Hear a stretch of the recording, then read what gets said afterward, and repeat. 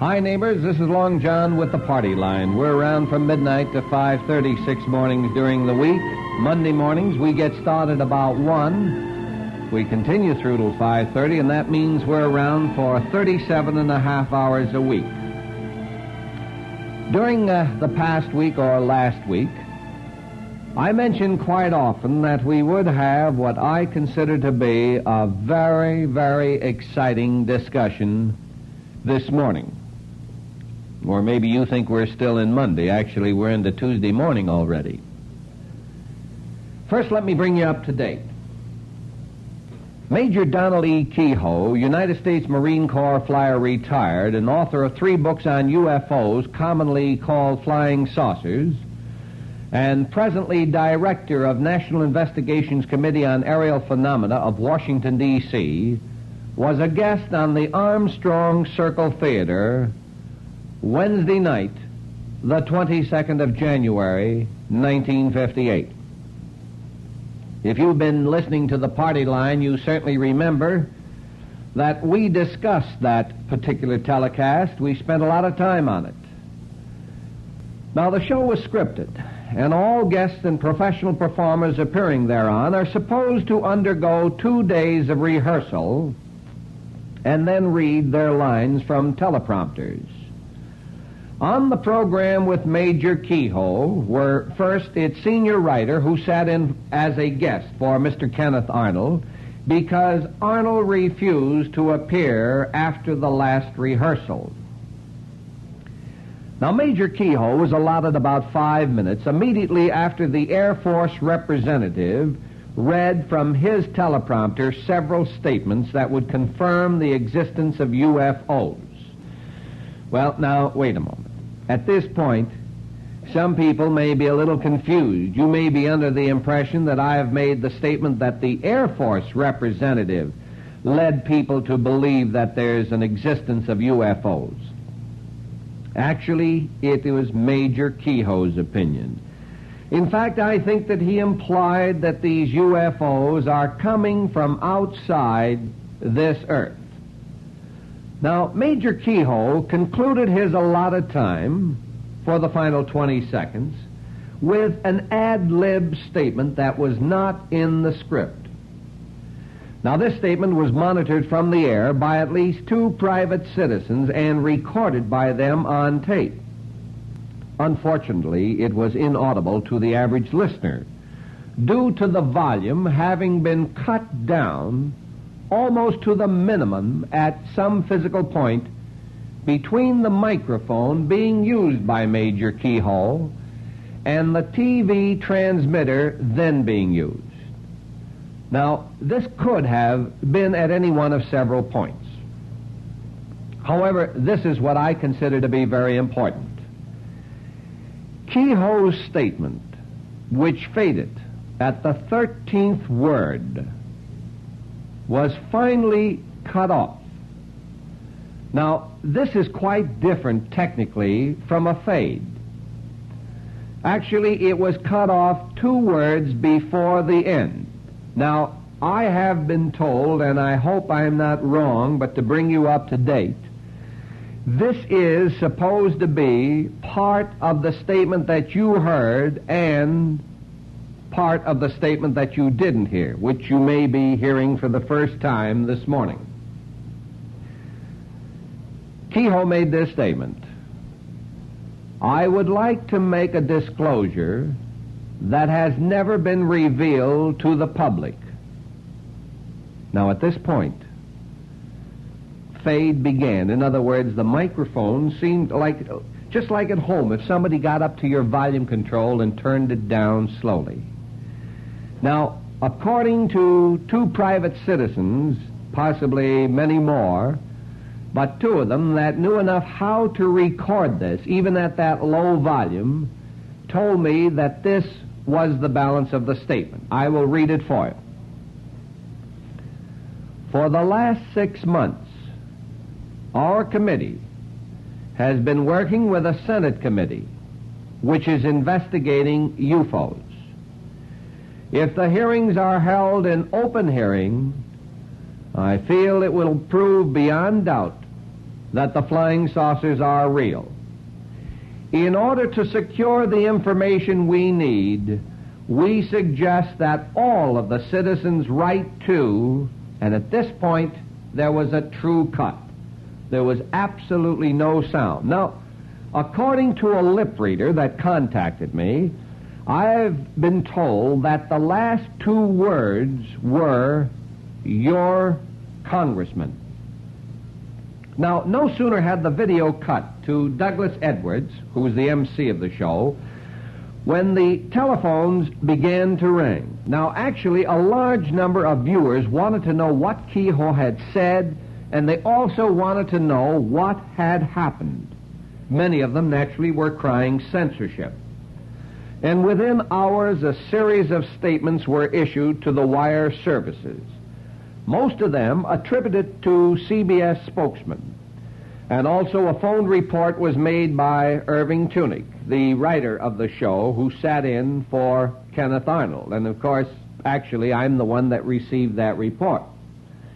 Now, I've got a lot of things to sort of straighten out with you first so that you'll know exactly what took place on that telecast. And of course, we'll hear statements from Major Keyhoe and from many of the other people, but before we get into that part of the discussion, let me take just a moment to talk about one of our sponsors. Now, before we get back with our discussion, and I might add that we'll be hearing from Cortland Hastings, Jules B. St. Germain, Major Keyhoe. In case you're not aware of this, Major Keyhoe is director of NICAP. That's National Investigations Committee on Aerial Phenomena. And they're located at 1536 Connecticut Avenue, Washington, 6, D.C. This is a non-profit organization. Now, before we get back into the discussion, and I would suggest to you to call your friends and neighbors and tell them to join us tonight at 710 on your dial. This is WOR Radio, your station in New York. It's important to have them with us because this is a very, very important discussion this morning. Believe me, that was a very, very exciting night because I know according to the letters and telegrams that I received, people were very, very concerned about the fact that Major Keyhoe had been cut off. That was Wednesday night, the 22nd of January. Now, we went on with the party line at midnight that night. I don't know if you call it that night or the following morning, but just in a matter of seconds, we were into the morning of January the 23rd. And we discussed that Armstrong Circle Theater telecast. It was sort of a documentary. It was about flying saucers. And I was quite amazed why Mr. Kenneth Arnold did not show up. But however, the morning of January 23rd, I received a telegram from Irv Tunick. Now, Mr. Tunick was the writer of the Armstrong Circle Theater for that particular telecast. Irv Tunick. Now, let me read the telegram. I have it in front of me now. It's addressed to Long John Nebel, radio station WOR New York. K, that's a funny thing, K. I wonder what K stands for. As a writer of Armstrong Circle Theater, extremely anxious to give you all the facts on the Keyhoe incident. Have been up since 5. Am in need of sleep badly. Would appreciate your call if you really want authentic report. Now, at that time, when I received that telegram, I contacted Mr. Irv Tunick at his home. I might also say, in the telegram, he included his home phone number, which I have deleted because I don't think it should be given out on the air. Now, we recorded that conversation. It was a beeper phone conversation, and so that you can be brought up to date, what Mr. Tunick had to say about that particular telecast, we're going to play that back for you right now. Do you have that set up, Tommy? All right, let's hear that telephone conversation that I had with Irv Tunick, the writer of the Armstrong Circle Theater, on the morning of January 23rd. Hello, Mr. I'm awful tired. Fine. Mr. Tuning, you know we're on the air on a beeper phone. That's quite all right. Is that all right, sir? Certainly. Fine. And, unfortunately, I did not get your number. I had no knowledge of your call until this very moment when the telegram was delivered to me. All right, Mr. Tunick, are you aware of the fact that we've been talking about it Oh, tonight? yes. I caught it coming home from the studio in my car. Uh-huh. And I got home about 12:25. Called at that time. And, very honestly, I've been up ever since. It's a strain. Yeah, I can understand. Well, I'm sorry. I did not get that information. Surely. Well, what actually happened, Mr. Tunick? Well, let me give you the details. First of all, let me correct a few things that evidently reports coming to you are not quite right. First of all, to my knowledge, Major Captain Ruppelt is not in town. You say, to your knowledge, Ruppelt is not in town. No, the last conversation we had with Captain Ruppelt was that he could not get a leave of absence from his position in California. And it was for that reason, in the main, that he was not on the program. It was purely on his part. We originally did ask him to come, and we would have liked to have had him. Well, there is. I hope that I did not imply that you did not invite him. It was told to me that he was invited and that he was billed. In other words, that he was programmed, but I have been told, and this I do not know from Ruppelt, but I have been told that he did not want to go on the program the last minute that he sent a wire and canceled. Now, I have no knowledge of any such wire. In my conversations with Captain Ruppelt, he expressed rather an eagerness to come on the program. So I know nothing further about any telegrams, if any, did arrive. And as to his being in town, if he is, it's a surprise to me. The last I know, I spoke to him in California. Kenneth Arnold is in town, is that right, sir? Mr. Arnold came into town Monday. I see. We brought him into town from Boise, Idaho. We had previously, over a period of a couple of weeks, made arrangements for him and his wife. We brought them both in. We put them up here in New York. Yes. He appeared at rehearsal for 2 days. This morning, we received a telegram that he would not appear. And he did not appear. As a result, I had a pinch hit. You know, I kind of sat in for him. Well, Mr. Tunick, may I ask you this question? Sure. Did he say in his telegram why he didn't want to appear? Well, very honestly, and I'm being extremely honest, I did not see a copy of the telegram. I understand that he sent telegram to the producer and to newspapers around town, giving his reasons. I believe he felt that there was not enough time being given to his side of the story. Now, in that regard, we have a signed statement from Major Keyhoe, in which he states that our program was handled objectively and fairly, and that... Was this a statement that was signed after the program, sir? No, it was a statement that was signed much before the program went on the air when we heard that Mr. Arnold would not appear. Oh, I see. Now, as to the very, shall we call it, the sad incident that occurred, I worked very closely with Major Keyhoe, and if you call him incidentally, I don't want to mention where he's staying, but I have that information, and I can get it to you. I'm sure he'll verify. No, don't give it on the air. No, I won't. We're on the air now, you know. Yes, I won't do it. But he will verify what I'm telling you now. I worked with him very hard. He cooperated with me beautifully, and I think I did the script more or less as he wanted it. When he went on the air, he began to make the statement as quoted by yourself and Mr. Sanderson, is it? Yes, Ivan Sanderson. That's right. He did make that statement. At that time, the director and the producer, working under CBS regulations, had to flip the key and cut the audio because we did not know what statement was coming out. The statement had not been approved by a continuity acceptance. As you know, must be done on network shows. We did not know if the Senate subcommittee he mentioned had approved his statement. And in view of that fact, and as I say, by regulation, they had to cut the speech, and no one felt worse about it than the people attached to the program. Well, then, naturally, the next question that I would normally ask, I cannot ask because you're not going to give it to me anyway. In other words, you would not be in a position to tell me what he said during the time that the mic was cut off. No, I would not be in a position. I do know that following the show, INS called, and he did give them the statement. And he also, after the program, again signed another statement. Yes. In which he stated that he regretted the incident. He was not aware of these regulations. He had been permitted a certain amount of ad-lib during the course of his presentation, and he did not realize that a statement such as this did not fall into the ad-lib category.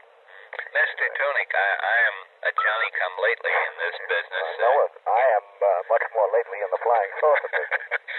I was never familiar with that ruling. I mean, we don't have it in radio anyway. Are you saying then that if I were to be interviewed by somebody on television, that we would have to have a prepared interview? Oh, no. When you have an interview program, obviously it's an ad-lib program. But when a program is scripted, it must pass through continuity acceptance. Now, you know that as well as I do. And all of the material is placed on teleprompter, you see.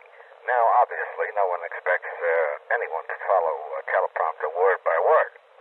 There is a certain latitude given. However, and put yourself in this position if you're the producer or the director.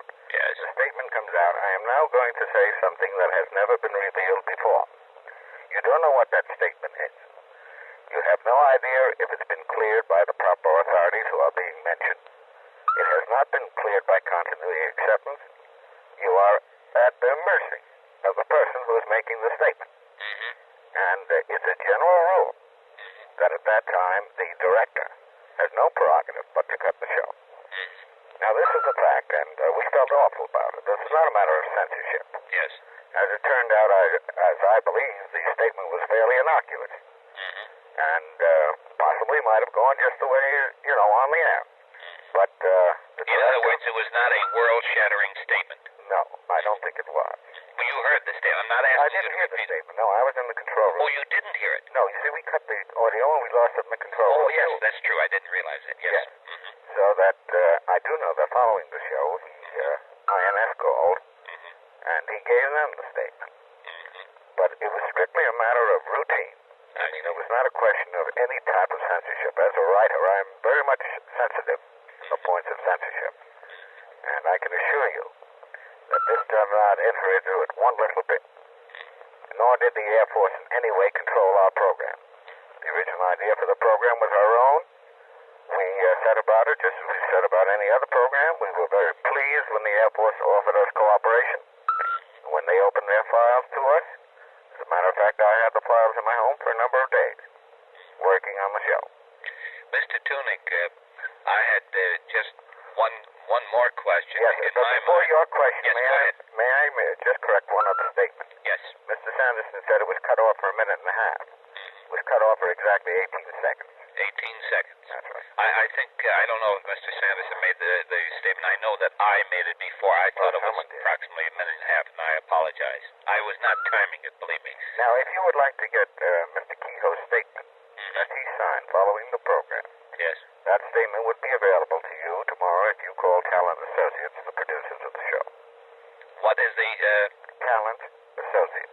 Talent Associates? Yes. Their address is 41 East 50th. 41 East 50th. I won't give the phone number because I don't think we should. No. I can find that out. All right. I was just wondering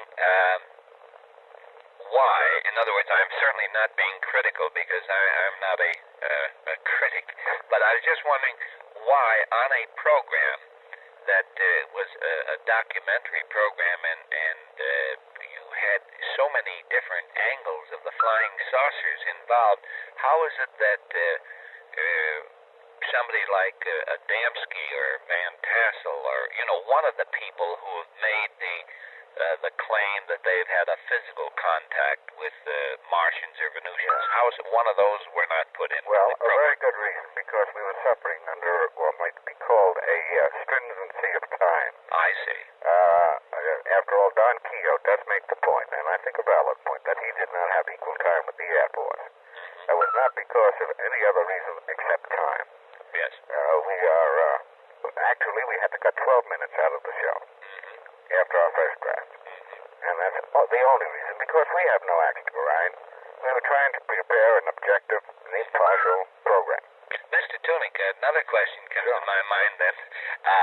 if you had planned on having Kenneth Arnold on the program, we know that Rappelt, he couldn't get away from his job, but you did bring Mr. and Mrs. Arnold into New York, Yes, we did. and they were going to be on the program. Well, what happened? No, he was going to be on the program. I mean, he was going to, I'm sorry, sir. He was going to be on the program. What happened to the time that he was going to have on the program? I pinched in. I sat in for him. Because it was done. You see, we had no notification of this. I see. He sent us a telegram, which arrived about 1 o'clock this afternoon. I'm familiar with the telegram. That's right, and we were caught. You know, after all, we're all on teleprompter. Everything is set in the show. We were ready to go into our run-through. And suddenly, one of our guests just doesn't appear. Well, what do? We kind of jerry-rigged it. I sat in for him, and I read the lines. Right. As we could. And we felt very badly about it. We do think that, in all fairness, we should have been informed at least in person, not to be informed by a telegram. I don't think a service was done to anyone in that regard. Well, Mr. Tunick, I have on this beeper phone an 8-second delay. Go ahead. And some of my guests here are only hearing our conversation now. They're picking it up. So if you give me just a second or two, I just want to see if any of the others, they have headsets on. That's the way they listen to it. And I just want to find out if there's anything else that possibly Ivan or Charles Leadham or any of the other guests would like to ask. Sure. Oh, yes. One question that Ivan Sanderson has raised. Why wasn't Arnold's name mentioned by the Air Force? By the Air Force? I don't know why his name wasn't mentioned by the Air Force. The only reason that I think that Ivan brought that question up is the fact that he was former head of the United States Air Force Project Blue Book. You mean Ruppelt? Yes. Oh, I thought you asked about Kenneth Arnold. I think you asked me if Arnold's name was mentioned. You meant why Ruppelt's name was mentioned. I have to give you the same answer. I just don't know. I mean, it just didn't come up that I recall at any time that they would mention him. I didn't know why they would. It certainly was no case deleted. Yes. Also, well, and you've already answered the question. Ivan is once again writing me a note here, and he was wondering. Wait a minute. What's this, Ivan? Well, Ivan, just a moment. Do you want to pick this up a moment and finish this up with him? You want to? Yes, sure. Just a moment, Mr. Tunick. We have some difficulties here to get, but Ivan would like to talk to you a moment on the beeper phone to get some additional information. Sure. Just a moment, sir. How do you do, sir? How do you do, Ivan? So there's one thing I'm very interested in. I noticed that the gentleman, I think, from the Air Force, he kept on saying he never mentioned Kenneth Arnold's name, but said that he was one of the pilots who was looking for a lost plane round about... Now, wait, you have that a little wrong. It was in my section that the Kenneth Arnold sighting was discussed, not in the Air Force. The Air Force... Oh, I beg your pardon. Yeah, I wasn't quite sure which it was. That's right. I happened to see it. In other words, because Kenneth Arnold was not there... That's right, his name was not... Well, not mentioned, I see. But there was the same person you were talking about, the pilot who was looking for the lost plane. Well, I don't want to get into any kind of a legal situation. Oh. I beg your pardon. All right. I know. I'm sorry. I shouldn't have asked that. I just wanted to know if it was the same man, but I understand what you mean. You can't obviously answer that question if you can't answer the other one. Yes, John again. Thank you, sir. All right. Well, Mr. Tunick, thank you very, very much for quite all right. getting in touch with us. May I thank you for the very kind words you had to say about the program as a whole. I enjoyed it. Well, that's very good. We're happy, and we really are we're sad that the situation had to come up because we thought it was a good program that the audience would be interested in. And we don't want the audience to feel that they've been cheated in any way. Fine. It was an emergency measure, you understand that. Fine. Thank you very much, Mr. Tunick. Good night, sir. Well, that was the telephone conversation, beeper phone conversation that I had with Irv Tunick on the morning of January 23rd. Actually, that was the morning after the Armstrong Circle Theater telecast, the one that they had in reference to flying saucers with Major Donnelly Keyhoe, and they were supposed to have Kenneth Arnold, but Mr. Arnold did not show. Before I continue along, and believe me, we've got some exciting things for you. Of course, we'll be talking with Major Donald E. Keyhoe, Cortland Hastings, Jules B. St. Germain, and we'll get a lot of information. But before we get into that, let me take a moment to talk about... Now, getting back to our discussion of the morning. Kenneth Arnold is the man who really coined the phrase flying saucers. This is back in the year of 1947. And Kenneth Arnold is a very respected person, a man who I might add is considered to be just about tops in his field as not only a private pilot but also a very keen businessman, and just about everybody in the flying saucer field has great respect for Kenneth Arnold. Now, Mr. Arnold, it had been suggested by Mr. Irv Tunick and Mr. Robert Costello of the Armstrong Circle Theater that he come into New York to participate in this program. And I'd like to add at this time that he was given a check for $250. Just about 3 weeks ago, he sent me that check. It was made out to him. He endorsed it over to the WOR Christmas Fund.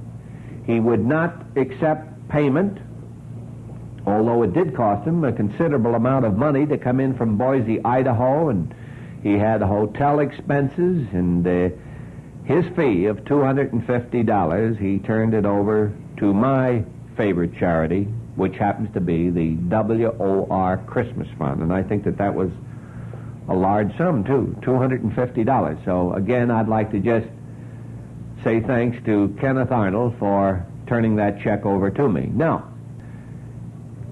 the following day, again, January 23rd, I made every effort to get in touch with Kenneth Arnold. I might also say that I tried to get in touch with Major Keyhoe, but that seemed to be impossible. I was told that Major Keyhoe was not talking. I heard a lot of rumors, but actually Major Keyhoe held a press conference, and I did not know about this until, I'd say 10 or 11 o'clock in the morning. That is the morning of January 23rd. However, about 2 o'clock in the afternoon, I was fortunate enough to get in touch with Kenneth Arnold. I might say that I'm very grateful to a lady who made the arrangements for me, and I'm talking about Virginia Belmont. Virginia Belmont owns the Belmont Bird and Kennel Shop in Radio City, and she made the connection for me, giving Mr. Arnold my private phone number. He called me, and I said to him that I would like to talk to him on the beeper phone so that our listeners could understand exactly what happened. And he said he was agreeable, and he permitted me to have his private phone number, and I called him on the phone, and I had the following conversation. So, Tommy, if you will, please, Tommy Reynolds, that particular tape, that beeper telephone conversation that I had with Kenneth Arnold in the afternoon of January 23rd, I'd like the listeners to hear it now. Hello, Mr. Kenneth Arnold? That's right.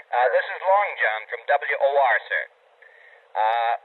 I'm very happy to have this opportunity of talking with you. I'm sorry, though, that you weren't able to join us on the program, but I was wondering, did you hear any of the program that we had on last night in reference to the Armstrong Circle Theater program? I did, Long John, and in fact, I stayed up the entire night to hear the entire program. Well, believe me, I'm very proud, Mr. Arnold. Actually, we need the listeners, so we've added a couple. Mr. Arnold, I know you're a very busy man, but very frankly, there's a couple of questions I would like to ask. First of all, a Mr. Irving Tunick, who is the writer of that particular program that was on the Armstrong Circle Theater last night, told me during a two-way beeper telephone conversation that the Armstrong people paid for you and Mrs. Arnold to come from Boise, Idaho to New York, and I understand they picked up the tab at the hotel, and that you rehearsed for 2 days, and at the end of that time, in other words, the day of the broadcast or the telecast, you sent a telegram and you failed to appear. Now, is that what happened, Mr. Arnold? That's right. In other words, you just failed to appear. That's right. Mm-hmm. But would you care to comment on that, sir? I think if I am able to give you the background as to what induced me to come to New York, Yes. you, as well as your listeners, would better understand my position as to not appearing on the program. Well, we'd certainly like to hear your side of it, Mr. Arnold. It was represented to me by a long-distance telephone conversation that the program, which was going to appear on the subject of UFO on Columbia Broadcasting System television network, was to be an honest, straightforward program giving a clear, concise picture of all of the really important knowledge that has been gathered about this subject since my first report of June 24th of 1947.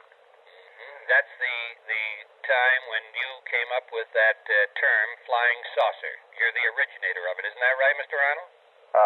Not exactly, Long John. The term was actually coined by a United Press correspondent who put the question to me as, how did they fly? And I replied, they flew as if you would take a saucer and skip it across the water in a rough, erratic fashion. That's how the name, I think, became, as we look at it today, UFO or flying saucer. Well, I still think, Mr. Arnold, you can take a bow for it. Well, let's get back into now. In other words, when you were planning to appear on the Armstrong Circle Theater, you were under the impression that you would be able to bring out all of the things that you had acquired as far as knowledge is concerned about this phenomena known as flying saucers since June 24th, 1947, right up to and including this day of January 23rd, 1958. Is that about the size of it? To a major extent, it was, Long John, except that being that the subject of flying saucers has become such a complex problem since the time I first made my report, it would have been impossible to, you might say, project in a short time all of the pertinent facts that have been gathered. Though I was led to believe, and it was entirely at my choice, to appear on the program if I was satisfied that it was as it was represented to me in Boise, Idaho.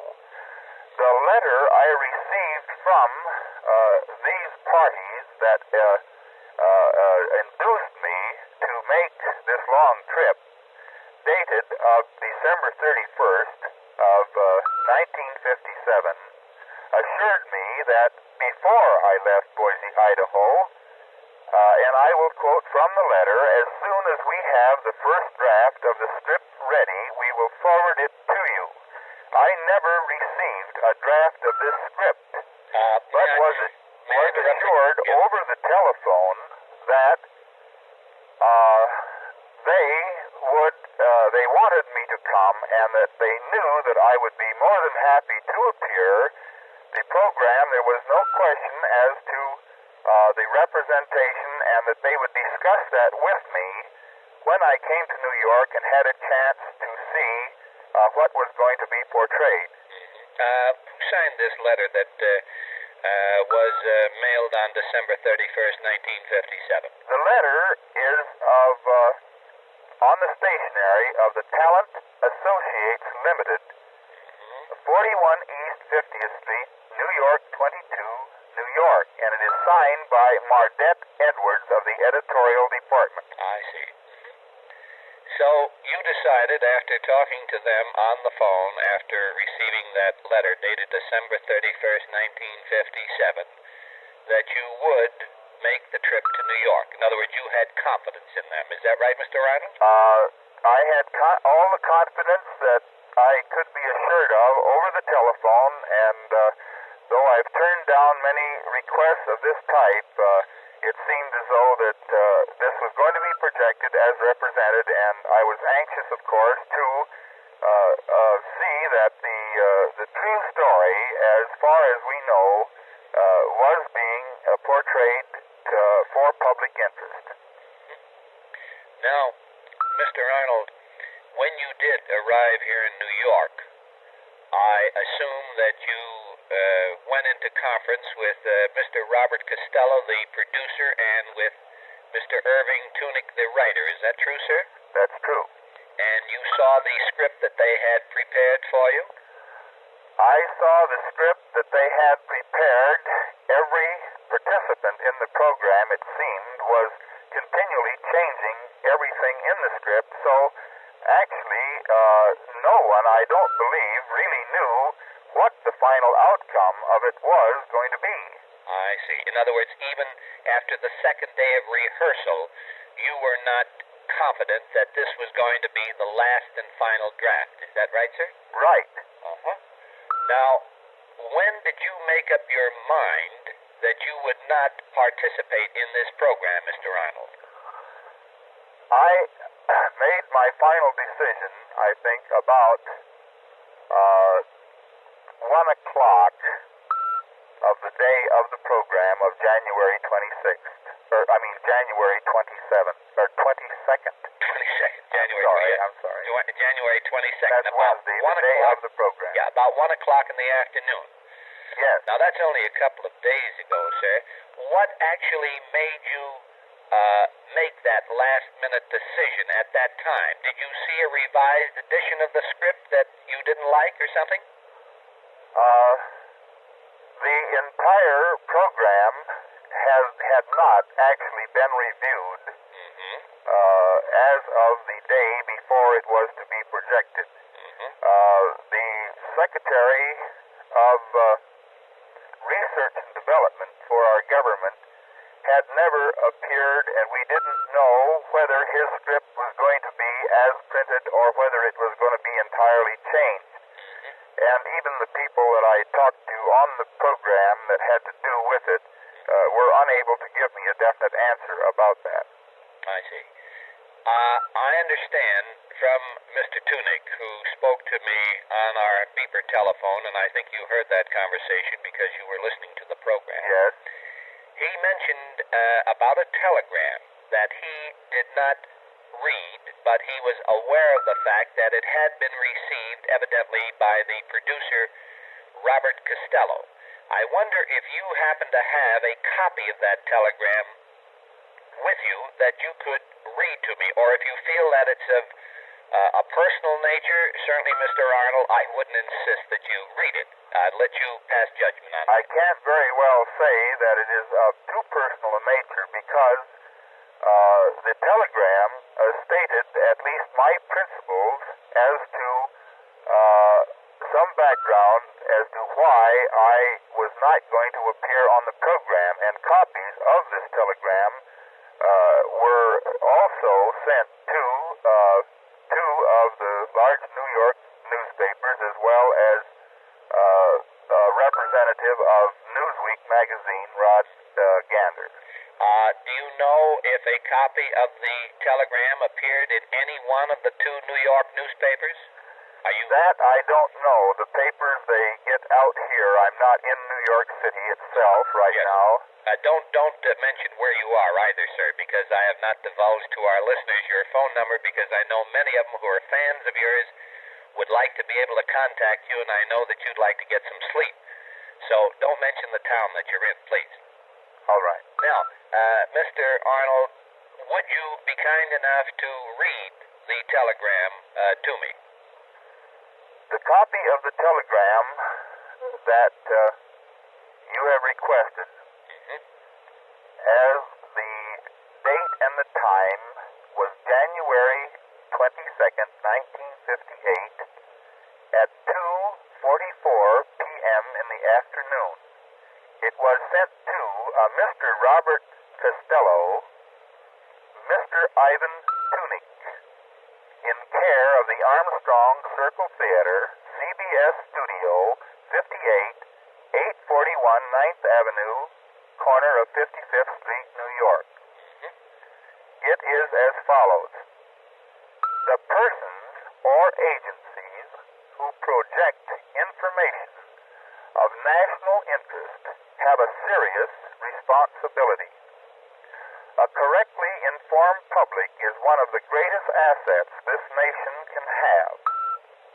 This is to inform you that I will not be a participant on any program that obviously misrepresents and distorts facts available on any subject broadcast for the public interest, nor could I allow any photographs or material properly copyrighted to be used on any program without written permission of the owners. Signed, Kenneth Arnold, and there is a P.S. I am not making an appearance on any television program on January 22nd, 1958. Well, I don't think you pulled any punches, Mr. Arnold. I was wondering if...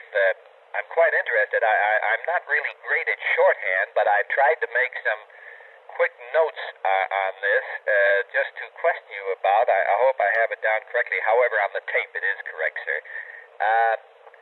You mentioned about not wanting to participate in a program that I think you said misrepresents or distorts facts. Right. I'm paraphrasing. Naturally, I'm not quoting you accurately, sir. Do you feel that the program... First of all, did you see the program last night, sir? Yes, I did. And do you feel after viewing the program that there was a certain amount of misrepresentation and distortion of facts? In this respect, mainly, you didn't quite read the part of the program or the telegram as I projected it to you properly in this way. I said, this is to inform, this is a part of the telegram, this is to inform you that I will not be a participant on any program that obviously misrepresents and distorts facts available on any subject. I see. Now, in other words, I know a great deal of demonstratable facts on this subject that were completely ignored even when I sent to the studio photographs and photostats of things that I know and could substantially prove to be true. I see. Mr. Arnold, do you have any comment to make on the fact that Major Keyhoe, the last part of his statement was cut off the air? Do you have any comment on that? Or are you aware of the fact that it was cut off? Yes. This was done intentionally, you know. Pardon? This was done intentionally. This was not an accident. This was not faulty equipment. I realize that. What do you think about that, sir? Mr. Keyhoe, as anyone participating on a program, is at a terrifically disadvantage, or a terrific disadvantage, I should say, due to the fact that you have to sign a release if you appear on the program stating that everything that is going to be stated, of which I'm sure Mr. Keyhoe didn't know the entire story, because I don't believe anyone knew, at least I couldn't find out. He had to sign this if he wanted to be a participant. I refused to sign mine because I had not as prearranged, the agreement between the program directors and myself, given the opportunity to actually see the entire program projected before it went on the air. Are you familiar with any of the details about Captain Ruppelt? According to many of the program listings in the newspapers, it was announced that Ruppelt would appear on that program. Do you know if he arrived in New York and possibly decided at the last minute not to participate in the same manner that Mr. Arnold? I don't know anything about Mr. Ruppelt. My impression, and I read that Clarence S. Childs, an Eastern Airline captain, was going to appear only by reading it in the paper. I think it was the Tribune. And I learned at the studio, I can't quote who it was that told me, it was one of the officials there, I assumed, that Eastern Airlines, which is, I think, managed by Eddie Rickenbacker, refused to let him come and be on the program. Now, that, of course, was just hearsay. I had no way of verifying it. I see. In other words, then, I think possibly we could say that although we all believe in freedom of speech, evidently freedom of speech is something that we can have after approval by the authorities. Well, it looks as though that through no fault of my own, I have placed myself, or I have been placed in a very precarious position, and I hesitate in making a remark on that. I don't feel in any way that I'm an authority on the principles of what is represented in our Constitution. I interpret them, I think, like lots of people, the best way I can. And my impression, of course, is that these things, anything that a man wishes to say, he has the right to say it as long as it in no way causes injury to anyone else, of which can be settled by due process of law. Now, my telegram in no way incriminates, I don't believe, anyone.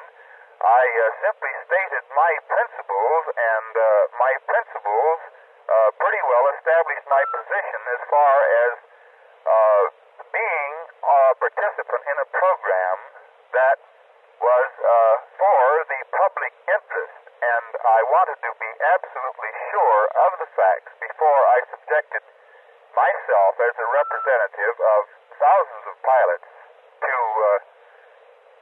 well, what should I say? It wasn't whether Kenneth Arnold was important at all. It was the fact that I didn't believe that the program was treated quite fairly, and I don't believe that it probably was Mr. Costello or Mr. Tunick's fault in any way.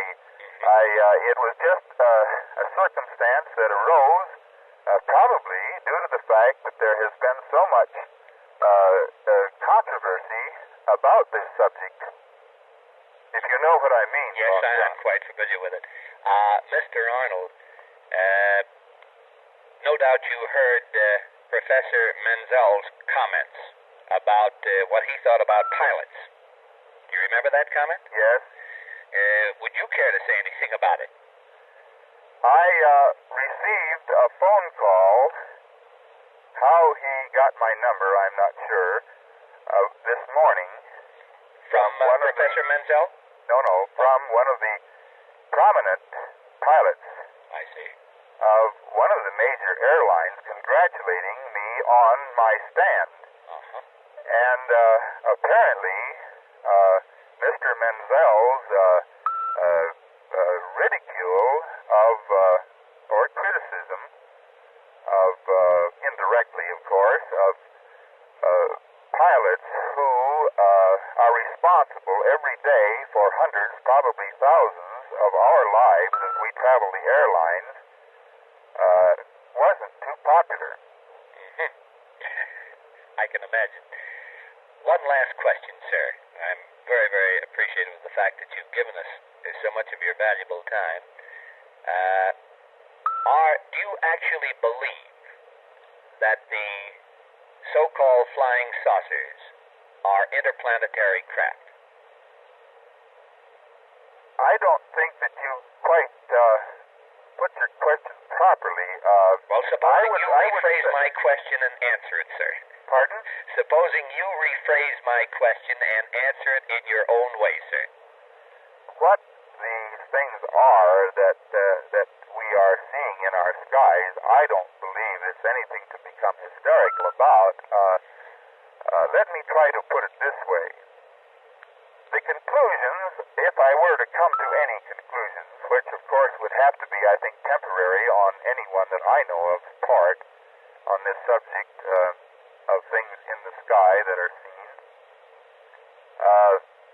would have to be based on the process of elimination, and that is that it has been pretty well demonstrated to me for nearly 10 years that it is not a product of our air forces or of the air forces or ingenuity of any other country on this globe. And the only conclusion that I could come to cautiously would be that it must be of an extraterrestrial origin. Whether it comes from another planet, as we interpret as planet, is something that I certainly couldn't make a statement, because that is something that I would be unable to prove. Mr. Arnold, thank you very, very much for being kind enough to talk to me on the beeper phone. I'm only sorry that you were not able to join us on the party line in person during your stay in New York, but we sincerely hope that if you do come back to New York at any time, that you'll know that the welcome mat is out in front, and you're more than welcome to be on, and we'll be proud to have you. Thank you very kindly, Long John. I'm sorry to have been so cautious, but I do feel the weight of responsibility in making a statement that would be incorrect, and I'm doing the very best I can. Thank you again. Goodbye, sir. Goodbye. Well, that was the beeper telephone conversation that I had with Kenneth Arnold, the man that coined the phrase flying saucers back in the year of 1947. The way I said that, you might think I had that telephone conversation in 1947. Actually, it was in 1958, January 23rd, 1958, just a short time ago. Before we continue on with the discussion this morning, and I sincerely hope that maybe you'll call some of your friends and neighbors who are interested in this, because we are now talking about a very, very serious subject, and I think you heard the opening statement that Major Keyhoe made about what would happen if we had members of the Air Force in the studio with us. We don't, so you can expect something very, very exciting. Let me first of all take a moment to talk about, this is Long John with the party line. Did I just identify the station? I did? Well, I'm so happy, so proud to be on WR that I've done it twice. And if I were getting scaled for it, I'd get another $7.50. So what? Tommy Reynolds, my producer out there, got very concerned that I doubled up on the station identifications. Now, we're going to be talking with Major Keyhoe, Major Donald E. Keyhoe, Director of NICAP, National Investigations Committee on Aerial Phenomena. And for the people who would like to contact that organization, I might also add it's a non-profit organization. You are more than welcome to take advantage of this address. Just write to NICAP, N-I-C-A-P, NICAP. The address, 1536 Connecticut Avenue, Washington 6, D.C. Now, we'll be talking with Major Donald E. Keyhoe, Jules B. St. Germain, Cortland Hastings, and Charles Leadham. Mr. Leadham is a TV producer and an author. But first, we're going to break away for a few minutes, maybe 5 or 6 minutes. We're going to enjoy a little coffee out in the kitchen. Incidentally, you know, we're not in New York tonight. We're out in the transmitter of WOR. That's located in Carteret, New Jersey. And we're going to be enjoying a little coffee and a little of the Danish pastry, and then we'll be back with you. And I hope you call some of your friends and neighbors, because you'll possibly have the opportunity, maybe it'll be your first time, to hear Major Donald E. Keyhoe. We'll be back in just a few minutes. Major Keyhoe is director of NICAP.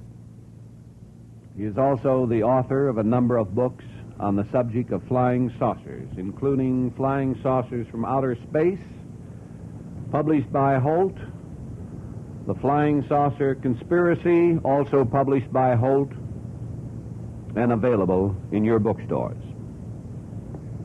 We have also with us this morning Cortland Hastings and Charles Leadham. And I understand that possibly in another 30 or 40 minutes that we'll have the pleasure of having Jules B. St. Germain, the attorney from Lynbrook, Long Island. He'll be joining us. Possibly some of you people remember the Armstrong Theater telecast. I think that was viewed around January 22nd of this year. And at that time, Major Keyhoe, it has been suggested by many, that his conversation was sort of faded out. Some people claim that they didn't have time to let the Major complete his statement. However, he was on camera for the entire time, moving his lips, and yet what he had to say was not heard. We've had opinions from people associated with the Armstrong Circle Theater. We've talked to them on our beeper phone. We've also talked with Kenneth Arnold on the beeper phone. And this morning we have the pleasure of talking with Major Keyhoe in person. This is something we've attempted to do for some 2 years now. Major Keyhoe, I wonder if you could first tell some of our listeners, as well as the gentlemen sitting around the table here, if you could tell us what NICAP is. NICAP is a non-profit private organization which is designed to collect and evaluate and make public all authentic information on unidentified flying objects or flying saucers. It has memberships in 47 states, 14 foreign countries, and on its board it includes such distinguished citizens as Vice Admiral R.H. Hillenkotter, who used to be director of CIA, Central Intelligence Agency, Rear Admiral Knowles, Colonel R.B. Emerson, Army retired, Major Fournet, who used to be the #1 investigator on UFOs for the Air Force and the Pentagon, and a number of others. Scientists, educators, religious men. We have a panel of experts in various fields who help evaluate sightings and other developments. And then we try to cover these publicly in the magazine and bulletins. And our aim is to try to get the subject out in the open and to get Congress to have open hearings so they'll finally strip away the secrecy. You say, Major Keyhoe, that you want the subject to be brought in the open. What do you think should be brought out, sir? Is there something that we don't know as citizens of this country?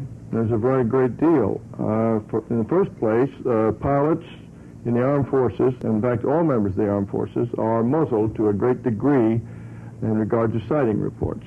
The Air Force constantly denies this, but I have in front of me here copies of the official orders, JANF 146, a Joint Chiefs of Staff document, and AFR 200, that's an Air Force order, which says that no one will discuss any unexplained sightings. They won't release them to the press. Occasionally there are leaks, of course. What is your opinion about this, Major Keyhoe? What is the reason that they're trying to silence these people? Well, for a long time, the policy has been to explain away these sightings while behind the scenes they're very seriously investigating and trying to get all the answers. They're also trying to find the secret of propulsion so that we can duplicate it. I agree in the last phase that they're right in keeping everything they learn technically to themselves. But I think it's a great mistake to deceive the public, treat the American people like children, the way they did for a long time about the H-bomb. I mean, everybody was told that, yes, it was something that was a little worse than an A-bomb, and they didn't let us know that we could be blown right off the map.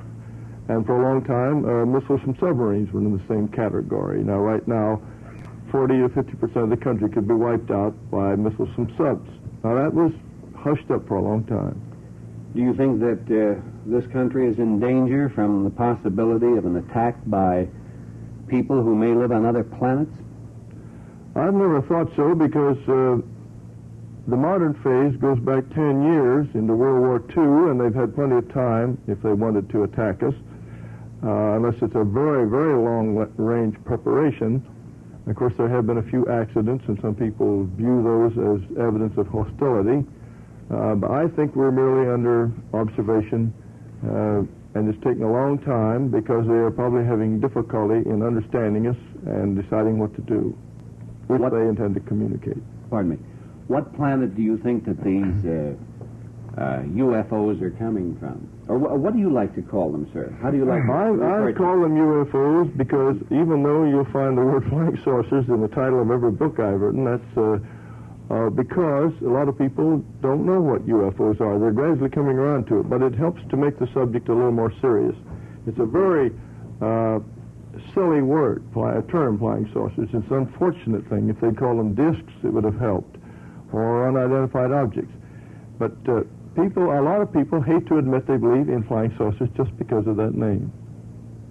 Well, I like to call them UFOs. Possibly, Court, you'd like to get in at about this time. I know that you waited for a long while to have the opportunity of talking with Major Keyhoe. Is that a call you have now, Major? Yes, I'll be right back. If you can excuse me for a moment. Certainly. Go right ahead. I understand that there's a call that came in for Major Keyhoe, and we hope that it may be something that will be of interest to our listeners, because if we have something that we think that we may have, I think it will be of extreme interest to all concerned. Court, you've been a member of NICAP for quite a period of time, is that right? Yes, I have, John. And I was wondering if you could tell the listeners something about your personal opinions of NICAP, why it should remain in business, if that's the proper phrase to use, why it should continue to function.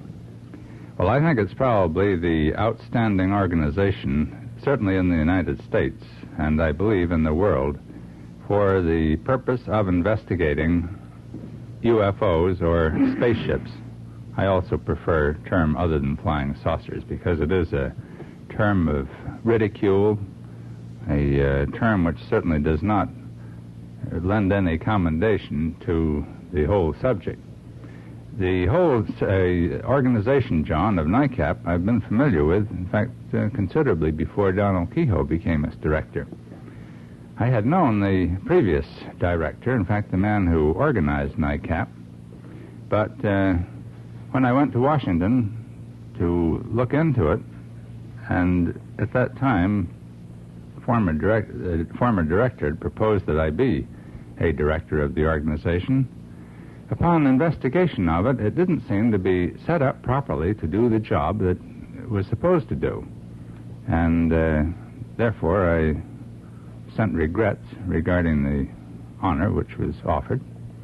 And since that time, I understand the situation has been clarified. NICAP is on an extremely sound basis of operation. But, of course, NICAP naturally needs members to carry on its work.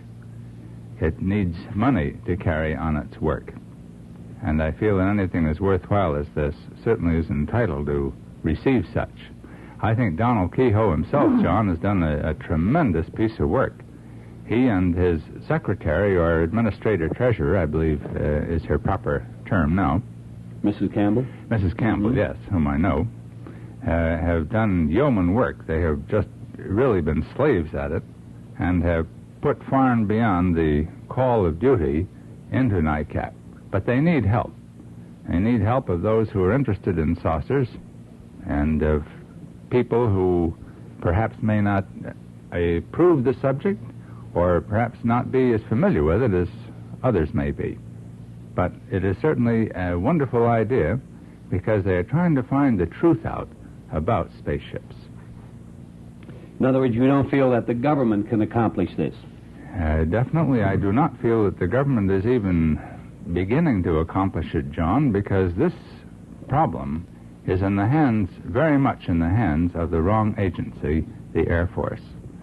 This kind of thing should be in the hands of another department of the government, perhaps the Department of State, better yet, a completely new agency, because we are dealing with something which is not known to physical science as to what the power is. It is not known to anybody here on Earth from where they come. That is, let's put it this way, it can't be proven from where they come, except that they don't come from this planet. May I interrupt you for just a moment, Court? What is coming? In other words, you say that the Air Force, or rather you say that science has no knowledge of where they come from or what the method of propulsion is. What are you talking about? I'm talking about the UFOs, the spaceships. We don't know what powers them. We know it's something... But in other words, are you implying that we know that they're there? Sure, of course. Without any question of a doubt. Mm-hmm. If our pilots of the Air Force, our commercial pilots, if thousands of American citizens, I probably could almost say hundreds of thousands, but let's be conservative and say thousands, can be believed. Now, granted, there are a number which are mistaken identity, perhaps even over half. But I would say that certainly a minor portion of the sightings, a major portion by the pilots, but a minor portion by the citizenry, could be termed as credible. You feel that half of them are credible? Of the citizenry? Or the yes, pilots? Of the sightings. Well, the pilots, John, I think the big... Oh, yes, because the pilots are men who know what is in the skies. Mm-hmm. They are trained to identify other aircraft. And their opinions are those of men who are learned in subject of flight and ships which go through the air. Therefore, we could, I think, safely assume that their sightings would be very much more reliable than would the citizenry. And in many cases, they've been closer. I think that Dr. Menzel, though, sort of blew that theory high, wide, and handsome when he was on the Armstrong Circle Theater. Well... he does not discredit the pilots as pilots. But the fact that a man is a pilot does not mean that he is also a physicist and an astronomer and a scientist in general, does it? No, John, and I don't think that our physicists and astronomers at this point are geared in whole round fashion to judge these either, because apparently there is something beyond our three-dimensional science involved. Mm-hmm. Charles? However... I'm sorry. It's all right. No, go ahead, Court. I'm sorry. The pilots, however, several have seen these at rather close quarters, that is, within several hundred feet, some within a quarter mile, some within a half mile or a mile, and some at greater distance. But they are obviously not other aircraft, and they move at such fantastic speeds and with such maneuverability, such as taking sharp right-angle turns, going at perhaps 1,000 or 3,000 miles an hour, or even reverse directions with no hesitancy. And that obviously is something way beyond... Isn't that pretty slow? I think I've heard reports. I mean, I think you've read them too, Court. Reports about UFOs being checked in some manner, and they claim that the speed is 7,000 miles an hour. That is right, and I believe that Commander McLaughlin, I believe, of the Navy, had some tracking mechanism. I'm not familiar with the tracking mechanism, John, but at any rate, it was done for the purpose of checking the weather balloons, and they tracked a saucer at somewhere around 50,000 feet elevation, I believe, going about 18,000 miles an hour. But that has been the maximum speed. However, it's no different than our Sputnik or satellite, so... Mm-hmm. Charles Leadham. Court, a couple of questions. First of all, on NICAP, I've heard this term thrown around a great deal, and I can't remember exactly what it stands for. National Investigations Committee on Aerial Phenomena. Congratulations, John. I don't wonder. I have to stop I have it in front of me. I'm not going to kid anybody. Good man. The second question, earlier you spoke about what NICAP was doing, and I think your phrase was they were trying to find out the truth about spaceships. Now, to me, this indicates a certain predisposition when you say to find out the truth about spaceships. Am I perhaps wrong in thinking that you are predisposed to there being spaceships? Or would you like to rephrase it and say to find out the truth about the objects? Oh, that's all right. It really doesn't matter much the term we use, UFOs, spaceships, whatever. Well, it matters to me a great deal, because if a man comes to me and says, I've got a project to find out the truth about spaceships, then I say to him, well, you're already convinced they're spaceships and you just want to show it so. Isn't that true? And if he comes and says, I want to find out the truth about objects, then I assume that he's taking a scientific attitude and will accept reasonable proof that they don't exist. I'm not trying to push you into anything. No, do you think these are really spaceships and you want to prove that they are? Is that the object of NICAP? The object of NICAP is to investigate anything, shall we say, from space. So I would put that in perhaps less definite terminology than I had phrased it. I didn't mean to try and pin it down quite that closely, Charles. Personally, I do believe in spaceships. I think that the overwhelming weight of testimony is so vast that there is no question. But there is much to be learned about them, because we actually know very, very little about them, other than they appear to come from other than earthly origin, in other words, are of extraterrestrial origin, that they go through our atmosphere at vast speeds, far in excess of our own aircraft speeds. They have maneuverability, which we cannot have and don't have. I don't say cannot have. We may have someday, but we certainly don't have it now. Some of these appear to be constructions. Some appear to have landed. Excuse me, Court, there's one question which has bothered me about flying saucers and spaceships or whatever they are. And the maneuverability, particularly this right-angle turn thing, which, if true, if something turns a right angle at fantastic speeds, 9, 10, 12,000 miles an hour, then they have got something there. But without attempting to penetrate the mind of the man who is flying this thing, the Venusian or Martian, if he wants to get from point A to point B, why in the devil would he fly a right-angle corner? I've never been able to understand that. Oh. I can do it. I'm walking from here over yonder, and if I want to do a right-angle turn, I'm going slow. But ordinarily, I sort of go straight there.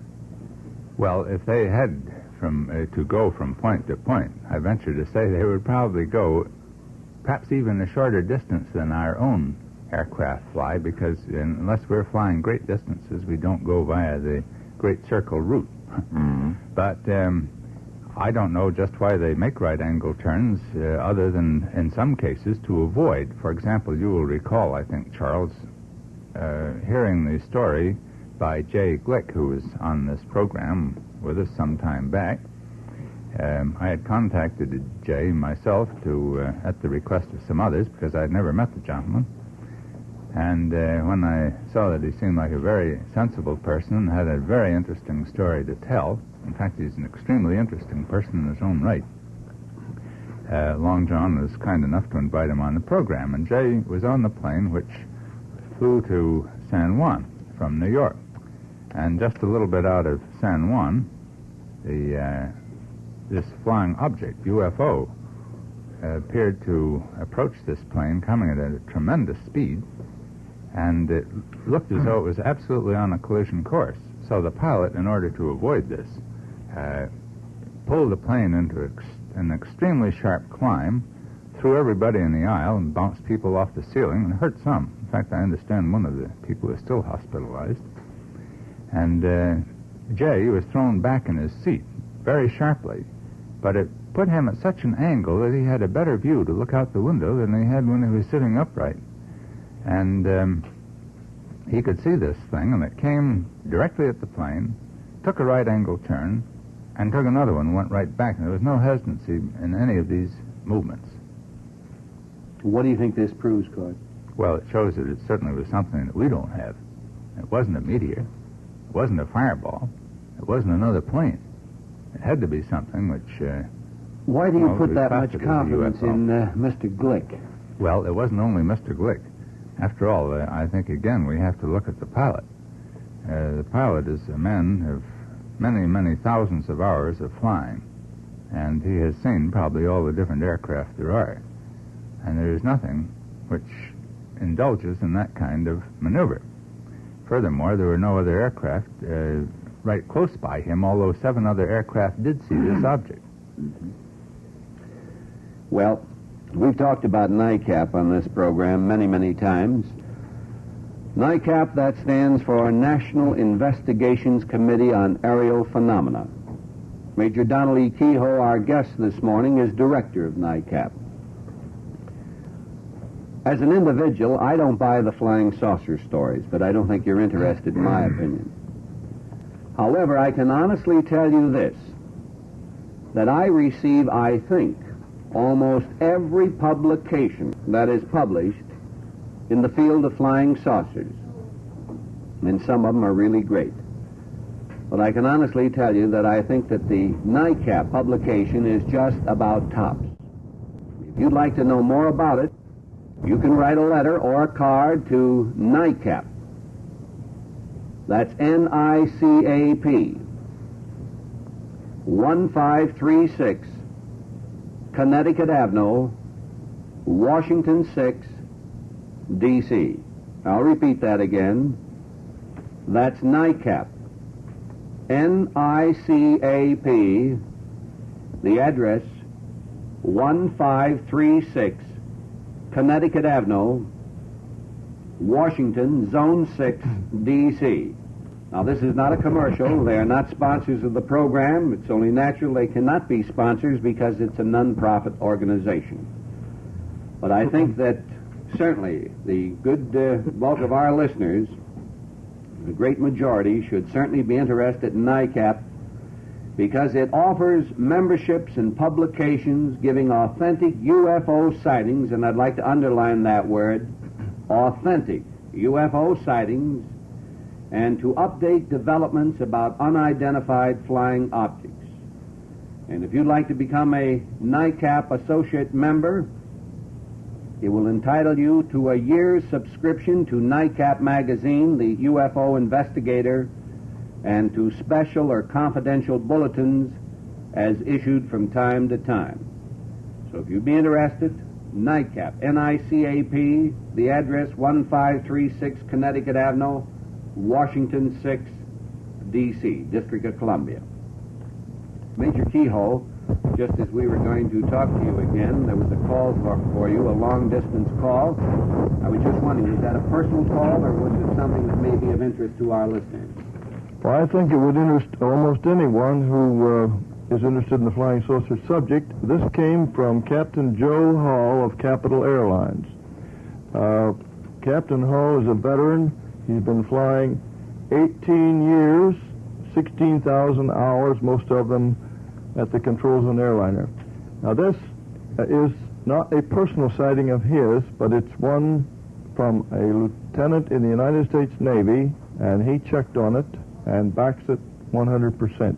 Incidentally, Captain Hull himself had a sighting which was reported some months ago, a very strange one, as he was flying from New York to New Orleans. On this flight, he was also flying from New Orleans to New York, and this naval pilot, and we can't give his name, although I have it in front of me, because you have to request the man's permission before you can name him on the air like that. He reported this sighting. On December 11th, 1955, he and another Navy pilot were flying from Jacksonville Naval Air Station, Jacksonville, Florida. They were flying Cougar jets on a practice mission. It was a clear night, and they hadn't seen anything in the sky. Suddenly they received an urgent message from the tower to fly directly out over the ocean, and they were vectored, that is, guided, on a certain course. They flew several miles on this course, and they suddenly discovered in front of them an object with an orange-red glow to it, which as soon as they started to close in, began to maneuver at very high speed. Each one of these Cougar jets was equipped with radar, and they picked up this strange UFO, or flying saucer, but they couldn't get a lock on. That is, the radar would not lock on and guide the planes automatically, because each time they tried to close in, this strange object would either accelerate to tremendous speed, or else it would climb up to a very high altitude. In fact, the altitude during this chase varied from 6,000 to 30,000 feet. And the speeds varied from about as slow cruising speed as they could make with the jet up to near sonic, which is roughly over 700 miles an hour near sea level. They Said during this chase, they were constantly receiving reports from the tower. Said by that time the tower was filled with high-ranking officers from Jacksonville Naval Air Station, and that they were being tracked by radar at Jacksonville, which showed the blips of the two jets and the UFO as it was out maneuvering them. They were also getting telephone calls from people all over the area, so that they had direct, authentic reports from more than 100 ground witnesses. Now, this particular report was checked by Hull. He found out the name of the other pilot involved. He said there is no doubt in his mind that this was an authentic sighting, and that the pilot told him that they felt absolutely ridiculous, because here they were in high-speed jets, and this thing was just making monkeys out of them. This may not sound as dramatic as some of the sightings that have been published, but if you stop and think, the men involved being trained Navy pilots, and the man investigating it, a veteran airline captain, I think it should make an impression. To me, it's a very interesting case. Major Keyhoe, we have so many questions to ask you, and I know that I have dozens of them, but I think in all fairness, Charles will give you a little chance for a couple of minutes anyway. All right, sir. One question which has interested me, Major, and I believe you've mentioned several times that there is, to your mind, or at least to the mind of NICAP, a good possibility that the saucers are using perhaps Mars as a base of operations for observing Earth. Yes, I've said that. And I think you said that one of the things which led you to believe this was that the incidence of sightings had increased every time Mars was nearby over the past 10 years. That's right. Well, the thing which makes me curious about this is if indeed these objects are interplanetary or perhaps intersystem ships, so they must be capable of pretty fantastic range and speed and so forth, why would they even bother with a little thing like the extra distance across the solar system and just wait around until Mars happened to be a little closer to come looking at us? Well, that's a very good question. Of course, we don't know the maximum speeds or the propulsion methods. It's really speculation based on sort of an educated guess. The first time that this increase was noted, it was just considered a coincidence. That was in 48. There was another very big one in 50, a very great one in 52, enough so that the Canadian government project decided at that time that they would make it official. It had been an unofficial deal until then. As far as the speeds are concerned, it may be that there are large units which do take advantage of the closeness of Mars to discharge smaller ones which they leave in our area, orbiting, perhaps even operating from the moon. I don't know the answer. It's mere speculations, I say, but it is on record, however, that there has been an increase which precedes the opposition to Mars and lasts anywhere from 2 to 3 months afterwards. On the subject of speeds, I don't know whether it was you or Court who mentioned earlier that there had been at least one report of an object traveling at, I think, 18,000 miles an hour. Is that an official NICAP sighting? That is one of which NICAP is aware. It's an official Navy sighting, which was referred to the Air Force. It was out of White Sands. As a matter of fact, it was Holloman Air Force Base. It was a theodolite tracking by trained observers who were tracking a balloon and about to track a missile, and they sighted this object. It was certified by everyone in the group and was considered by the Navy a very good sighting. The Air Force later tried to belittle the observers and say they were incompetent. One of them who made this report was Captain R.B. McLaughlin, USN, who is now the commanding officer of the Naval Ordnance Laboratory at Corona, California.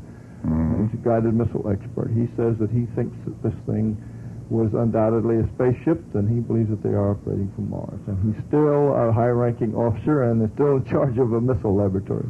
You mean the Air Force didn't succeed in having him broken? No, they didn't. Well, do you mean that, Court, that they tried to have him broken? No, but they ridiculed. They ridiculed the sighting, but they had nothing to base the ridicule on. Well, Major, the thing, I'm not familiar with this case.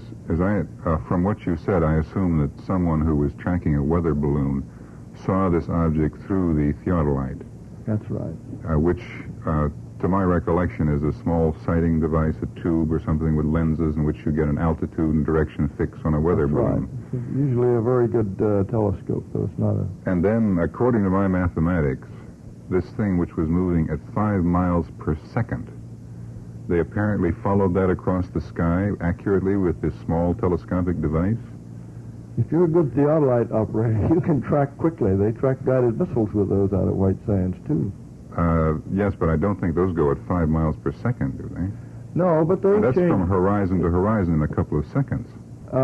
This thing was not observed from horizon to horizon. It was picked up and observed until it made a very sudden, sharp ascent. And the thing that made the report impressive was the fact that the angle of climb was also calculated, and the G's involved were, I think, on the order of 36 to 38 G's.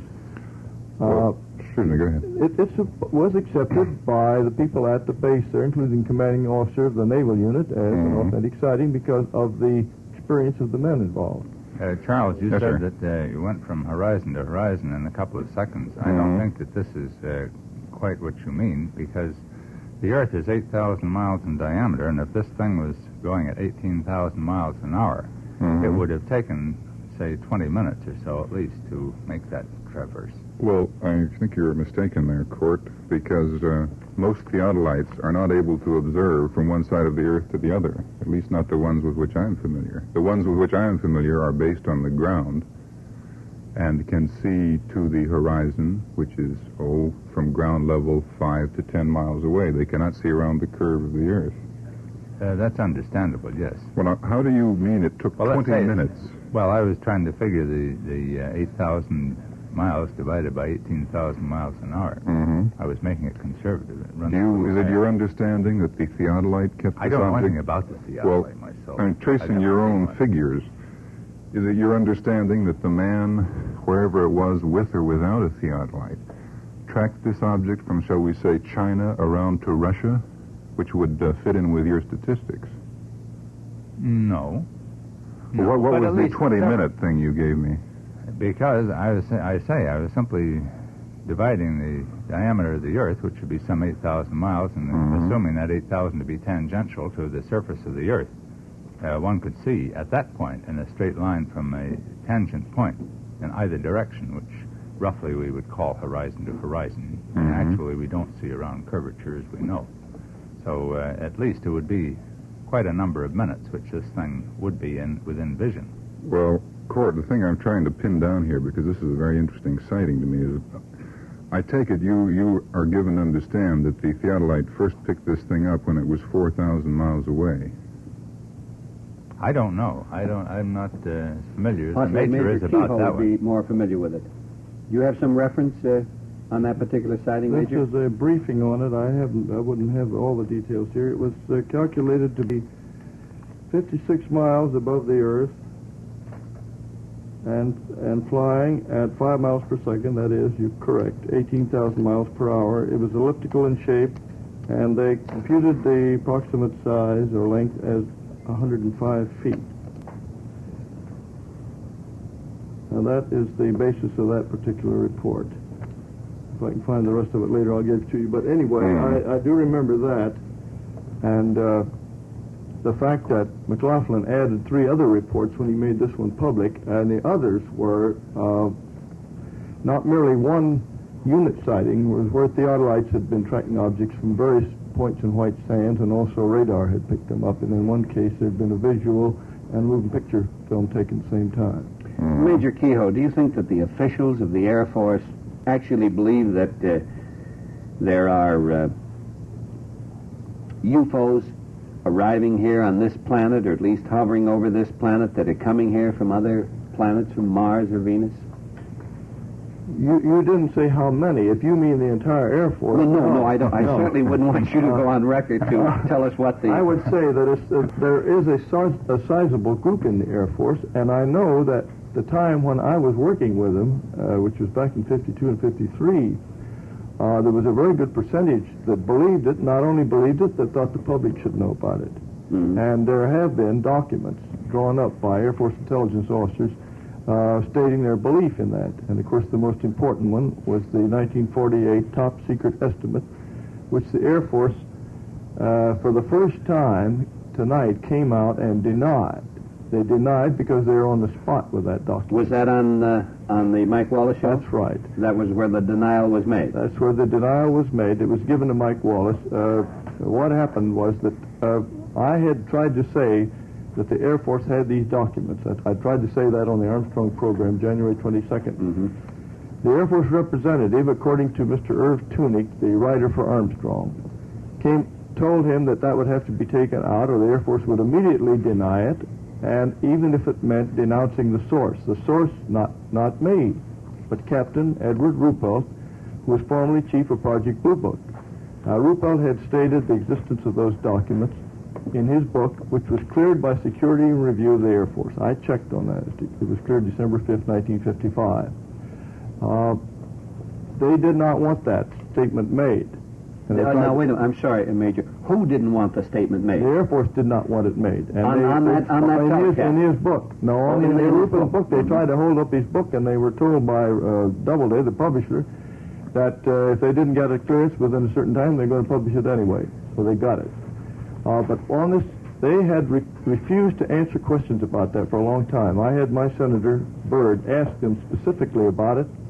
One of 11 questions, Major General Joe Kelly, head of Legislative Liaison, evaded all the questions, including that one. Nobody had ever pinned the Air Force down. I had told Wallace that I had proof of it, and they said it was absolutely untrue. I showed a portion of the script in which this was marked right out. And anybody can identify that as part of the Armstrong script because it's from the same typewriter. You can see it. I've got all those scripts in my... Would you read that part of the script to us tonight? Yes. I'd like to hear that. While you're getting that ready, sir, let me take a moment to talk about one of our sponsors, and then we'll be back with Major Keyhoe. Major Keyhoe, before you read the statement that you were not permitted to read on the Armstrong Circle Theater telecast, I would like to have you give me your opinion, if you will, please, on two questions. Number one, why didn't Ruppelt appear on that program? According to TV Guide, he was listed.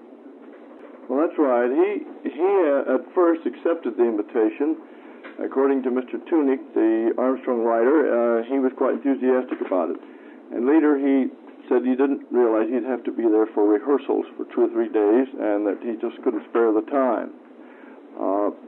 That may be the exact answer. It's also possible that since he's with an aircraft company that they decided maybe it was just as well not to have him on. But they did agree to let him on the I've Got a Secret program sometime before, so I assume that is the correct answer. Mm-hmm. Now the next question, sir. Kenneth Arnold was in town. He was at rehearsals, I think, for 2 days, and he refused to appear on the program, and it was his opinion, and I have the telegram in front of me, a copy of it. He said in this telegram, "I will not be a participant on any program that obviously misrepresents and distorts the facts available on any subject broadcast for the public interest, nor would I allow any photographs or material properly copyrighted to be used on any program without written permission of the owners." Do you feel that Mr. Arnold was correct in that statement? Well, I talked with Arnold quite a bit. I could tell at the end of the first day that he wasn't happy about it, and the second day that he was thinking of pulling out. And I happened to see him the very instant he was checking out of the hotel. Mm-hmm. And I told him I thought it would be better if he'd stay on because it would look bad, as though he's giving in to the Air Force. And he said that he felt that it was a rigged program, or that may not be verbatim, but words to that effect. And he had wanted to state certain things, and they said there was not enough time for it. I didn't overhear his discussion with the writers and producers, but I knew that he was progressively getting unhappy about it. And he sent them that telegram. They got it about 4 o'clock in the afternoon. And, of course, somebody else had to read his section. Well, now, before you read your statement, sir, I wonder if you can give me your opinion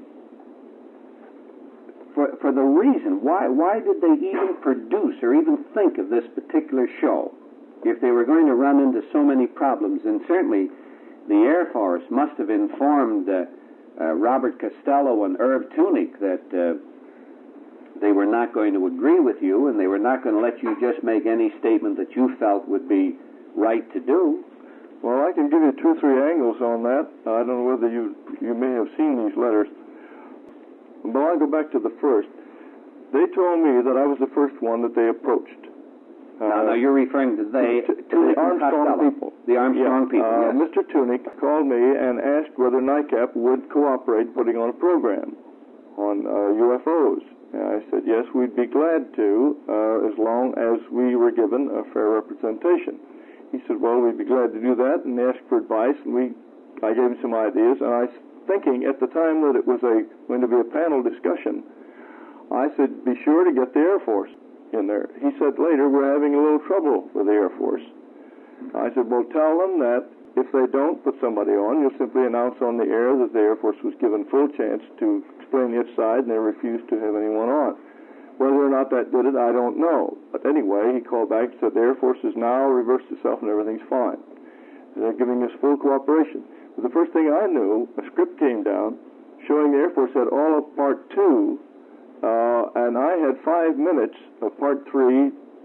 Ruppelt had 3 minutes, and Menzel and the Air Force had the rest of it, which meant a balance of more than 3 to 1 in time. I kicked about it, and they said, well, you should have asked for equal time at the start, which was true, but I had thought it was a discussion show. Did they give you any reason as to why they didn't give equal time? Didn't they think that NICAP would be entitled to equal time? They said they felt that Douglas Edwards' presentation was more from NICAP's viewpoint than the Air Force, that it was really on our side and that to help balance it. I do say that he did give a very fair picture of it, but it was not NICAP's story. And they said, well, we'll squeeze in a few more minutes if we can. Then Ruppelt backed out, and I got his time, and they squeezed in another minute or 2. I think altogether I ended up with about 10 or 11. Is this including the time that you were talking, but that the pots were closed? I don't know. It wasn't timed exactly. It was something like that. On Sunday before the show, I would talk with some of our Board of Governors, and they said, we don't like that script. It's entirely too weak. And I agreed, and they said, well, have these points. And we listed these 4 documents I'm going to tell you about that should be mentioned, and other things. In the meantime, I had been told that the Air Force would not go on the show if there were going to be any personalities, and also I was told that I could not mention the orders which muzzle pilots. That's what you did mention on this program. I didn't mention, you mean just now? Mm-hmm. That there are orders muzzling pilots, yes, but I was told I couldn't mention that on that program. In other words, I'm pretty stupid. No, you're open-minded. Well, they were in a spot. Anyway, he said, we'll do the best we can. But then I insisted on the change, so I completely rewrote the script that night, and the morning I got up there, it was in typewriting. I read it off in rehearsal with Doug Edwards, and it wasn't until either late that afternoon or the next day that the Air Force man discovered about these 4 documents. At that time, Tunick came over and said that they won't allow that to go on as is without protest, and they will immediately deny it and deny the source. Now, if you want me to, I'll read the statement now. I certainly want you to, Major, yes. All right, here is the statement which crossed out. You want to read the opening part of that statement that we did hear? Yes. That those people who saw the telecast, there may be some who missed it. And then tell us when you're reading the part that they would not permit you to do. All right. I don't have the preceding page, but I can remember it. Edwards asked me what was the reason for the wide difference of statements between NICAP, myself, and the Air Force. I mean, where the Air Force says they don't exist, we say they do exist.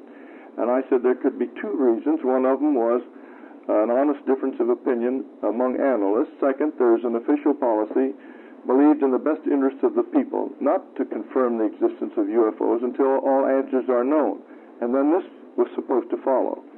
Captain Edward J. Ruppelt, former chief of Project Blue Book, has confirmed the existence of 4 important Air Force documents that should be noted. In 1948, in a top-secret estimate, ATIC, that's the Air Technical Intelligence Center, concluded the UFOs were interplanetary spaceships.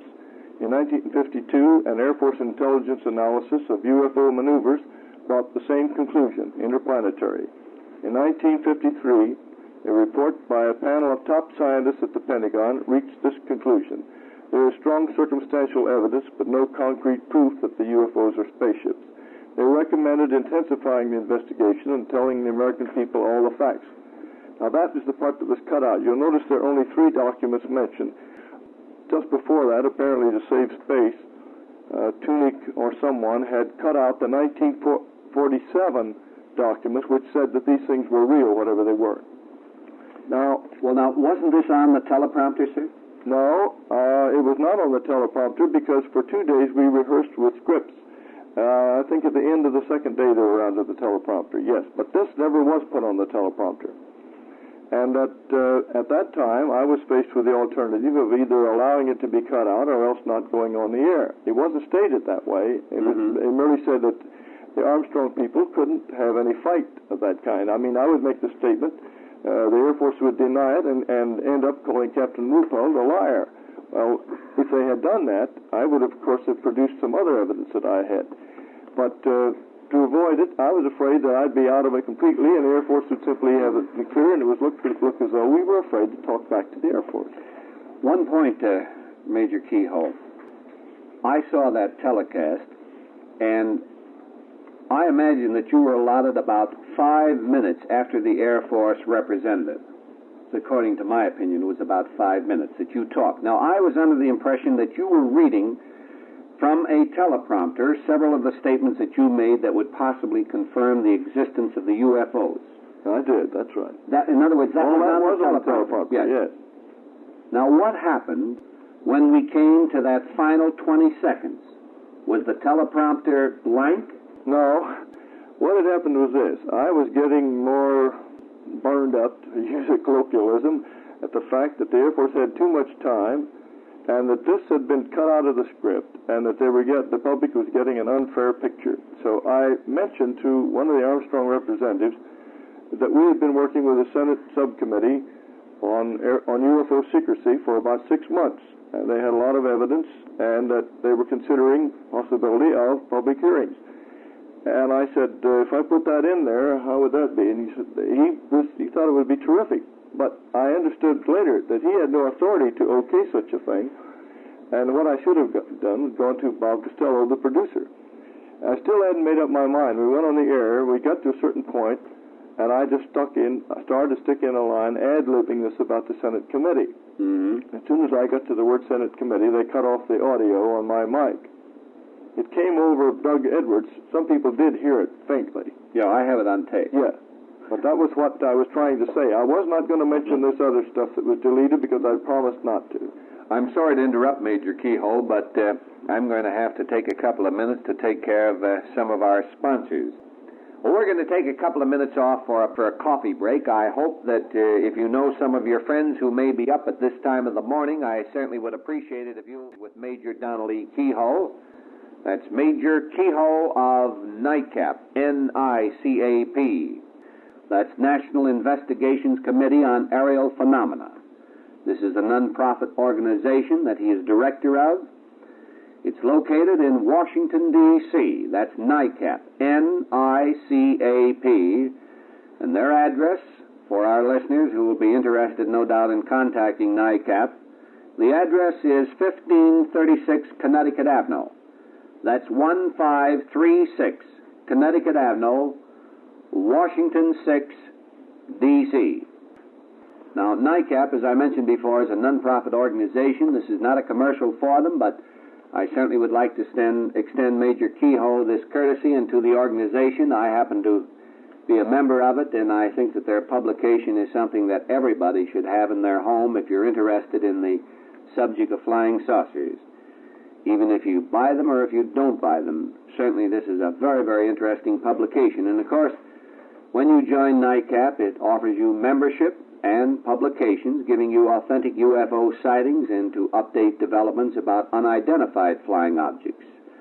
And if you become a NICAP associate member, you will be entitled to a year's subscription to NICAP magazine, the UFO Investigator, and to special or confidential bulletins as issued from time to time. And you can contact NICAP at 1536 Connecticut Avenue, Washington 6, D.C. Major Keyhoe, I think you mentioned on that telecast, and of course we'd like to have the other information that you were not permitted to read or mention over the Armstrong Circle Theater that particular evening. But I think you mentioned something about a Senate committee. Yes. Were you referring to the McClellan Committee, sir? The McClellan Subcommittee, which is the Permanent Subcommittee on Government Operations, yes. That's the committee that That's you were the committee, referring yes. to. I had not given that name out before because at one time they said, don't, we'll be swamped with mail. But after the Armstrong program, somebody guessed it, and Paul Parker down in Philadelphia called in and got permission to name it, so he put it on the air. Who did he get permission from? From you or from no, from the committee. From the committee? Yes. In other words, Chief Counsel. Are you supposed to get permission to mention it? Well, no, he merely wanted to verify it, I think, the fact that there was, so that he could make it authentic. I mean, I had told him. I see. About the committee without naming it. And he did a little guessing and called out, and the Chief Counsel said, yes, we've been making a preliminary check before we decide on public hearings. Mm-hmm. That was, of course, the thing that I tried to say when I was cut off. Incidentally, you asked about the teleprompter. I had 2 or 3 more paragraphs on there in which I said that I urged anyone who had information on UFOs and was withholding it, that is, good verified sightings, to send them in to us, either openly or confidentially, and to, if they were interested in the subject, to write to us, and we had our address in there, everything, which you've been so kind to mention here.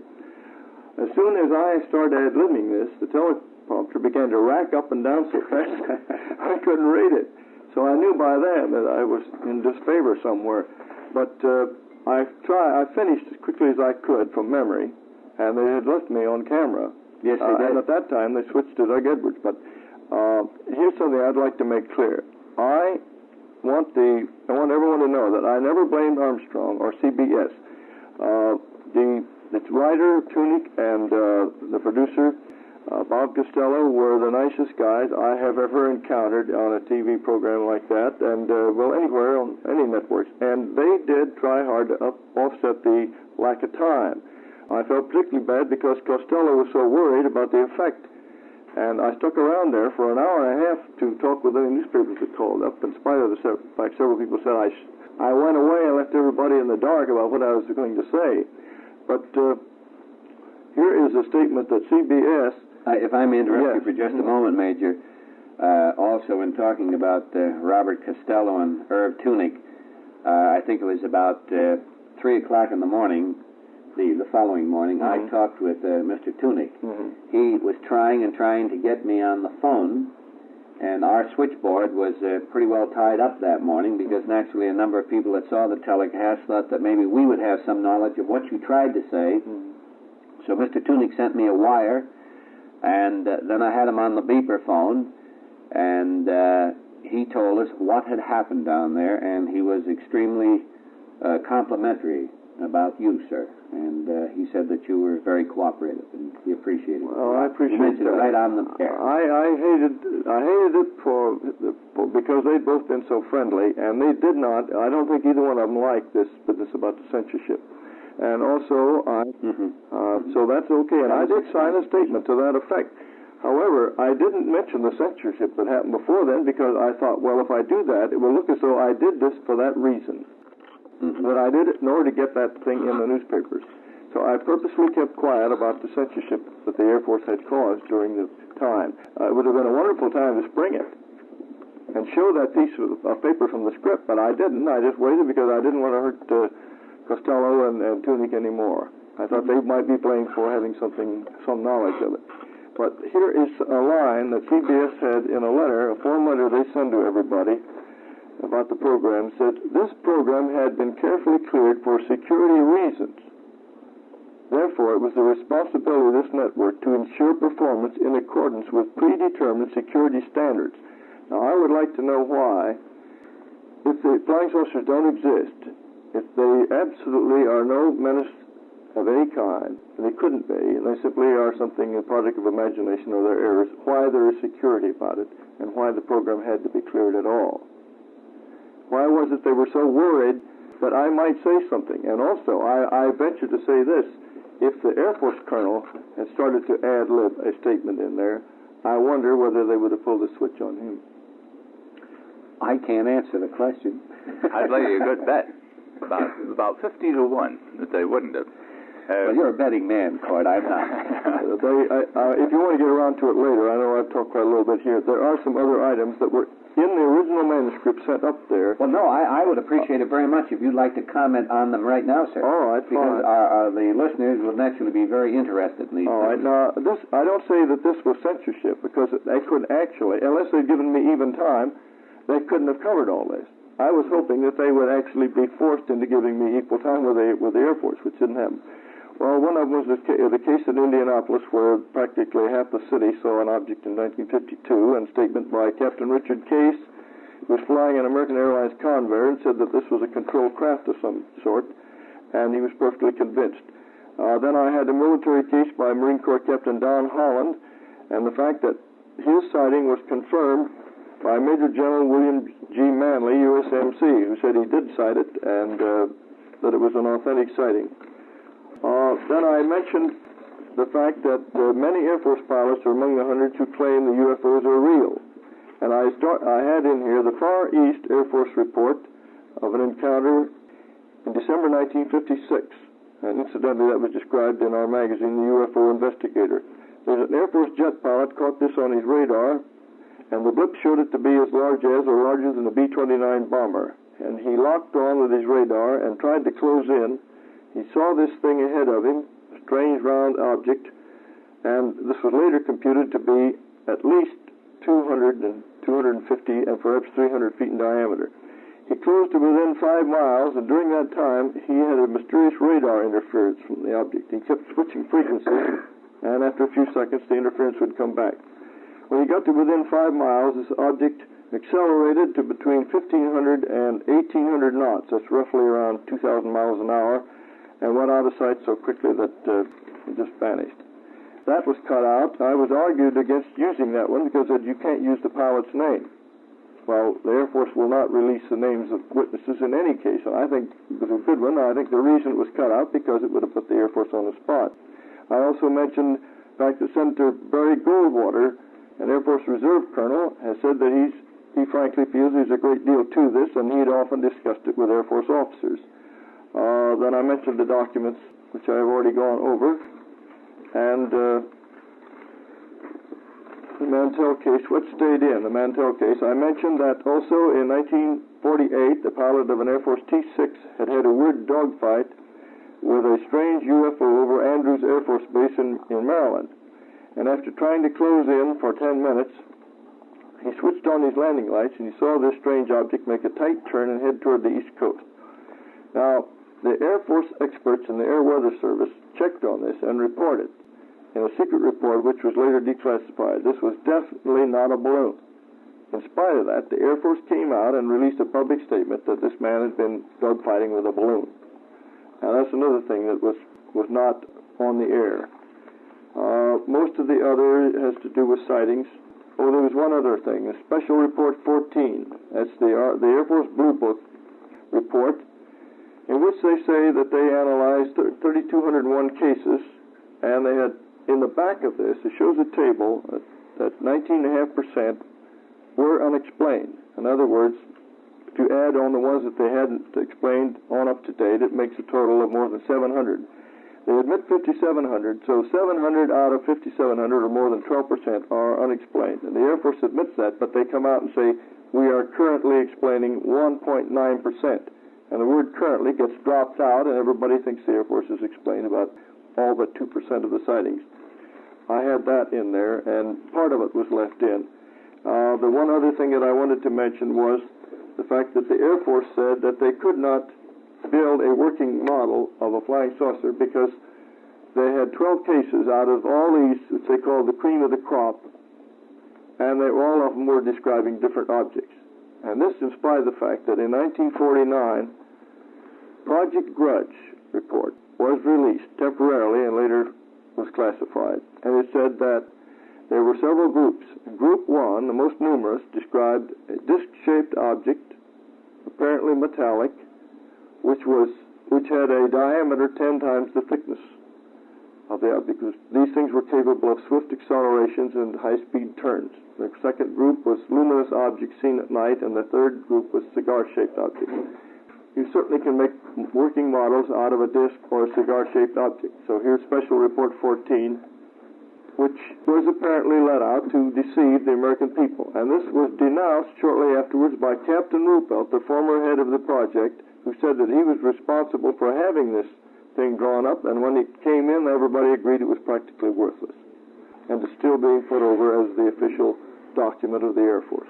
Major, there's a question on these documents. These 4 top-secret documents seem to keep coming in and out of all the conversations on this.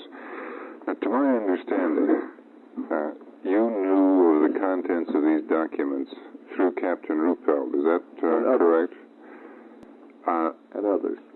The Air Force denied that 3 of these things ever existed and stated that the 4th document did exist, but that its contents were pretty diametrically opposite to what you claim. In fact, they claimed, I think it was a statement of Secretary Horner, that in fact the contents of this document were that the public should be widely informed, true, but they should be widely informed that there was no evidence to support the hypothesis that there were flying saucers or spaceships or what have you. Now, earlier you said that on the Armstrong Circle Theater they did not want to get into this because the Air Force would deny the existence of them and would in fact be calling Captain Ruppelt a liar. Now, can I assume that the Air Force has now called Captain Ruppelt a liar? It would appear to me that they had, yes. And that raises quite a number of points because he's not the only one who confirmed the existence of these documents. I learned of the existence of 2 of them a long time before his book came out. Now, there's a very funny thing about the one they do admit. This was not an Air Force document solely. It was originally an investigation, or rather an examination of evidence by scientists called together by the Central Intelligence Agency. They ran the show with the Air Force producing the evidence they had. And these top-level scientists and aviation leaders, astronomers and so on, were called in to advise the Air Force what to do. Now, the one recommendation in there, which is very important, is that they said you should quadruple the size of the project and set up special observation posts. Now, that's one thing that people in the project have been fighting for.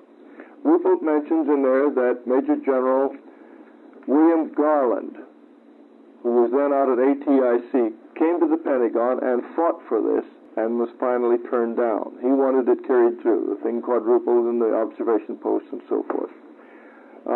It'd be very easy to call Garland and Colonel Dunn, Frank Dunn, and others Ruppelt mentions in there, and it's interesting to note that nobody mentioned by Ruppelt in that book has ever come out and said, that's a lie. And copies of that book went to every officer in there who's mentioned in it. There isn't any question that those things exist, but the minute the Air Force admits it, then they are on the spot.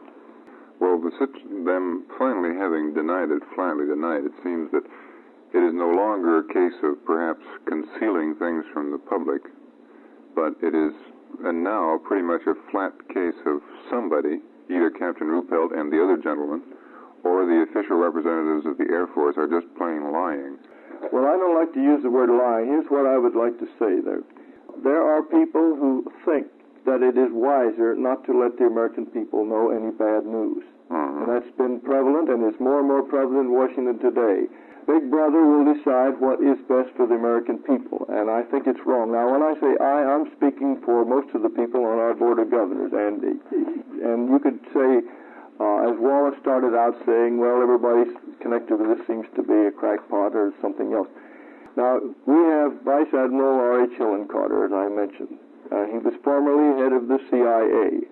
He had a wonderful war record. Rear Admiral Herbert Knowles, also a fine war record. Colonel Robert Emerson, USAR, who occasionally goes on active duty for the Army today, investigated this for years. J.B. Hartranft, who's president of the Aircraft Owners and Pilots Association, the largest organization in the world of private pilots. Major Fournet, who was on the project and the number 1 man in Washington, number 1 investigator.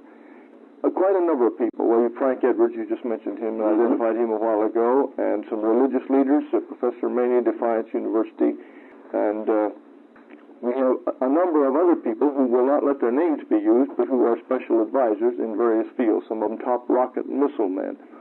These people, most of them, will agree that the Air Force is keeping facts from the public. May I ask you this, Major Keyhoe? You've given us a list of names here. Would you go on record here this morning and make the statement that all of these people whose names you have just listed to us, would you say that they all believe that these UFOs are interplanetary? No, I won't say that because there's a variation in there, and I do hope to have a statement on that out within the next week or two. At least there will be a statement by a majority of the board on this question of censorship. Some of the board members, and I think it goes up to more than 50%, believe that these things are interplanetary. I'm not going to identify them until each one has given me permission. Some of them are absolutely convinced of it. Some of them say it looks like it, and they're almost convinced, and others say, I'd still like to see some more evidence. One quick question, and then I'll have to take care of a little business, Major. Are you representing NICAP this morning, or are you talking as Major Donald E. Keyhoe? I'm representing NICAP, and anytime you want my personal views aside, it's a little hard to split myself apart.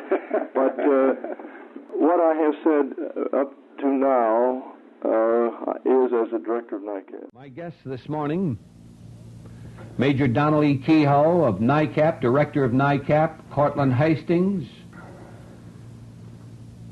Charles Leadham. I know for a moment there something happened, Charles, just a blank. I'm looking at you, and I wasn't quite sure if you were a Venusian. Well, John, you're wrong. And Jules B. St. Germain, the attorney and author from Lynbrook, Long Island.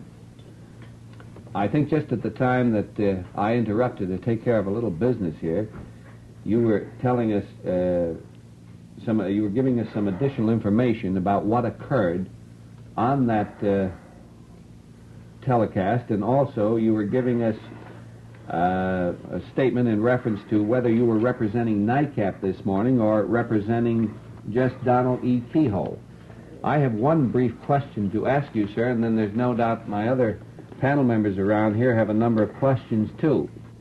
Well, I hope you realize that you'll have plenty of time to give us some of that exciting information. Charles, did you want to pick up something here? Yes, one small point, Major. I noticed that earlier on television and just now you've said you've offered these gentlemen, the presumed contactees, the opportunity to come to Washington, or perhaps someone will go there, I don't know how it would work, and take a lie detector test. And if I had a story about contacting Venusians, and were told, in effect, that my story would stand or fall on the result of a lie detector test, I think I would quite justifiably turn it down, too, because, as you know well, these are not exactly reliable instruments. They are not admitted as court evidence, I don't believe. Is that true, Jules? Generally speaking, they're not admitted as court evidence. Of course, the question of reliability, you'll get various opinions. But as long as there are at least a few expert opinions on non-reliability, I would hate to have my whole story fall on the fact that something went wrong with the polygraph when I happen to be tied to it. Well, if I understand the Major correctly, I believe this was merely an incident of one of various tests to be applied and appearing before a panel. Is that right, sir? That's right. It was a question that was suggested as one of the 8. In fact, we had originally about 20, and it just got to be too long, and cut it down. Now, we printed the replies that we got. Well, what happened? Well, the point is this. We had stated that whenever NICAP was able to have these hearings, it's going to be an expensive proposition to transport somebody from the West Coast and to put them up there for whatever time it takes for these hearings. And I also have always said that I felt the investigation of factual sightings should come first. This is WOR Radio, your station in New York, 710 on the dial. Major Keyhoe, don't you think, though, that that's a rather unfortunate situation? In other words, let us say, as an example, that I one night come in front of this microphone and I say that I was driving down the Jersey Turnpike and I saw a light in the sky and something landed near the side of the highway, and it was a Venusian spaceship. And I took a ride in it. And of course, I do this show, and there'd be some people would believe me, and many people wouldn't believe me, the same as any of the others. So immediately, you hear about it, and you send me one of these forms to fill out. And I fill it out, and I agree. Yes, by all means, Major Keyhoe, bring the lie detector test up. Of course, you've possibly sent this form maybe to 40 or 50 people, and I am one of 3 people who've agreed to submit to the lie detector. The outcome of it is you don't have this available at the present time. Wouldn't you say that this would sort of imply that I am honest and that I'm telling a legitimate story because I'm willing to submit to it? I wouldn't say that implies that 100%. Because No, not 100%. There are a lot of people that will agree to anything because they are convinced of what they are saying. You know that sometimes a man can be so convinced of the truth after he said it enough times that he might even be able to pass the lie detector test. I've been told that too, yes. I think that's possible. The whole thing was unfortunate. I did not want to go into this contact business so soon because I felt that your first job is to convince the American people and the press that these things are real. After that, the other things in the right order. Well, don't you think that's the easiest way? And believe me, I'm not being critical of you, sir, or NICAP. I'm not in the position to be, and I don't think it's my right to be. But you sit here, Major Keyhoe, and you tell us about these sightings, and they're extremely interesting. And, of course, you have no tangible proof to afford us this morning, except the fact that this pilot and that pilot and this Air Force general has made the statement. These are fine and dandy. But don't you think it would prove more to the American public that there is something to this story if it could be proven that these fellas who claim that they've been talking to Venusians and Martians, if it could be proven that they're telling the truth? I don't buy it myself, frankly, Major. All right, it would be easier to sell me the idea that this is something that has... I'll try to answer that. Before I do, I want to make one little correction in there about not having anything tangible. There are photographs, and there are photographs of radar scopes showing triangulation of objects, and there are pieces of metal which have fallen from objects which have disintegrated and which were reported as UFOs just before they did. So I would say there is some tangible evidence. Now, to go into this other... I know quite a number of veteran newspaper men and a number of newscasters in Washington. I said, what is your opinion? What's the best policy for NICAP? After I was put in there and inherited it and sometimes wish I'd never been born. But anyway, they said, no matter what you personally believe, it is smarter to concentrate on your factual sightings because the minute you start in on any other angle, you're going to lose the press. Then you will start being ridiculed as having accepted contact stories. Whether you accept them or not, the minute you start sounding as though you do. They said the best advice we can give you is not even to mention them. Don't say yes or no, just keep still. So I tried that at first. It didn't work. The pressure built up because there are many people who are sincerely convinced that these things are true. And some people who accept all of them. There's some people who accept a few. The pressure got so great that I was accused of clamping a lid. Here I am, the guy trying to expose censorship, and I'm clamping a lid on the contact story. So I said, all right. So I got advice from a lot of people about a policy, and we set out these questions, and we did not send them to a lot of people because we selected the best-known ones. There are by now, I think, hundreds who claim contact or communication here and abroad. So it didn't satisfy anybody. There are people that don't believe in them that wrote in and said, what are you bothering with those for? What's the idea? Now, we thought NICAP was a factual organization. The people that believe in the contacts wrote in and said, here you are trying to force people to take lie detector tests. The result is it's no better than it was. I will say this. I have tried very hard, and tonight perhaps is the first time that I have said anything that sounded a little hard-boiled. I've tried very hard to say we are going to be impartial. If anybody can bring in absolute proof that will convince not me, but the advisors and the board That will be out in writing with a NICAP banner on it. Fine. Charles? Major, on the business of the contact stories, I think the advice of the newspaper men that you consulted was probably good, and I bring up my own case very briefly to lead up to the question I want to ask you, is that years ago when the books and sightings first started coming out, I bought quite a few of them and read them and had, shall we say, an open mind on it. I don't know if I really did, but I started to get off the boat very quickly when I read stories about glowing Venusians with long hair leaving hieroglyphics in the sand and a few other rather, shall we say, curious incidents. And I figured, well, if the flying saucer people are like this, well, who needs them? Now, which leads up to the question is, I wonder if perhaps you as the director of NICAP, or perhaps just as Donald Keyhoe, private citizen, feel that the contact stories are damaging your case. I think they are delaying acceptance of UFO reality by most people in the United States. And I said that in a statement of policy in, I think, our second issue.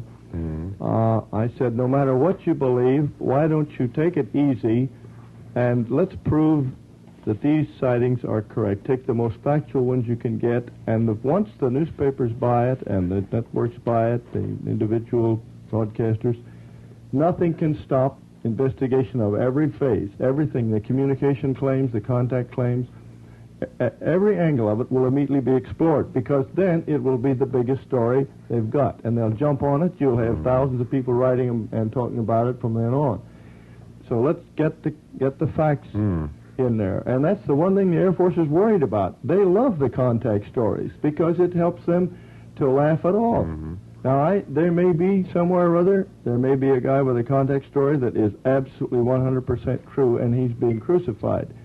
I will admit that in my books, particularly the second one, I took some cracks, and I treated the subject very lightly, and if I were to write another one now, I don't know what I would do. I probably would state the NICAP policy and keep my own opinion out of it, feeling that I should. What I wanted to get in here, as a matter of fact, I hear the resonant voice of Jules coming in. A little squeak, you meant, Charles. Sorry, the squeaky voice of Jules, is that this is an introduction to you, by the way, Jules. Thank you very much. Major, as you, I don't know whether you would call CSI, well, I'm sure you wouldn't call it a rival organization, let's say a fellow organization in the field, civilian saucer intelligence. And as we're on this subject, it is my understanding that CSI, either as a body or that a large number of its individual members, believe in what we have, I think, incorrectly called little green men and been corrected to little men. That's right, not little green. And here, sitting on my right, is the president. A little man? Is a little man. Oh, heavens. Jules St. Germain, who I don't. Are you as a representative of CSI tonight, Jules, or just as Jules, member of CSI? Individually, as a 230-pound little man. He's tightly packed.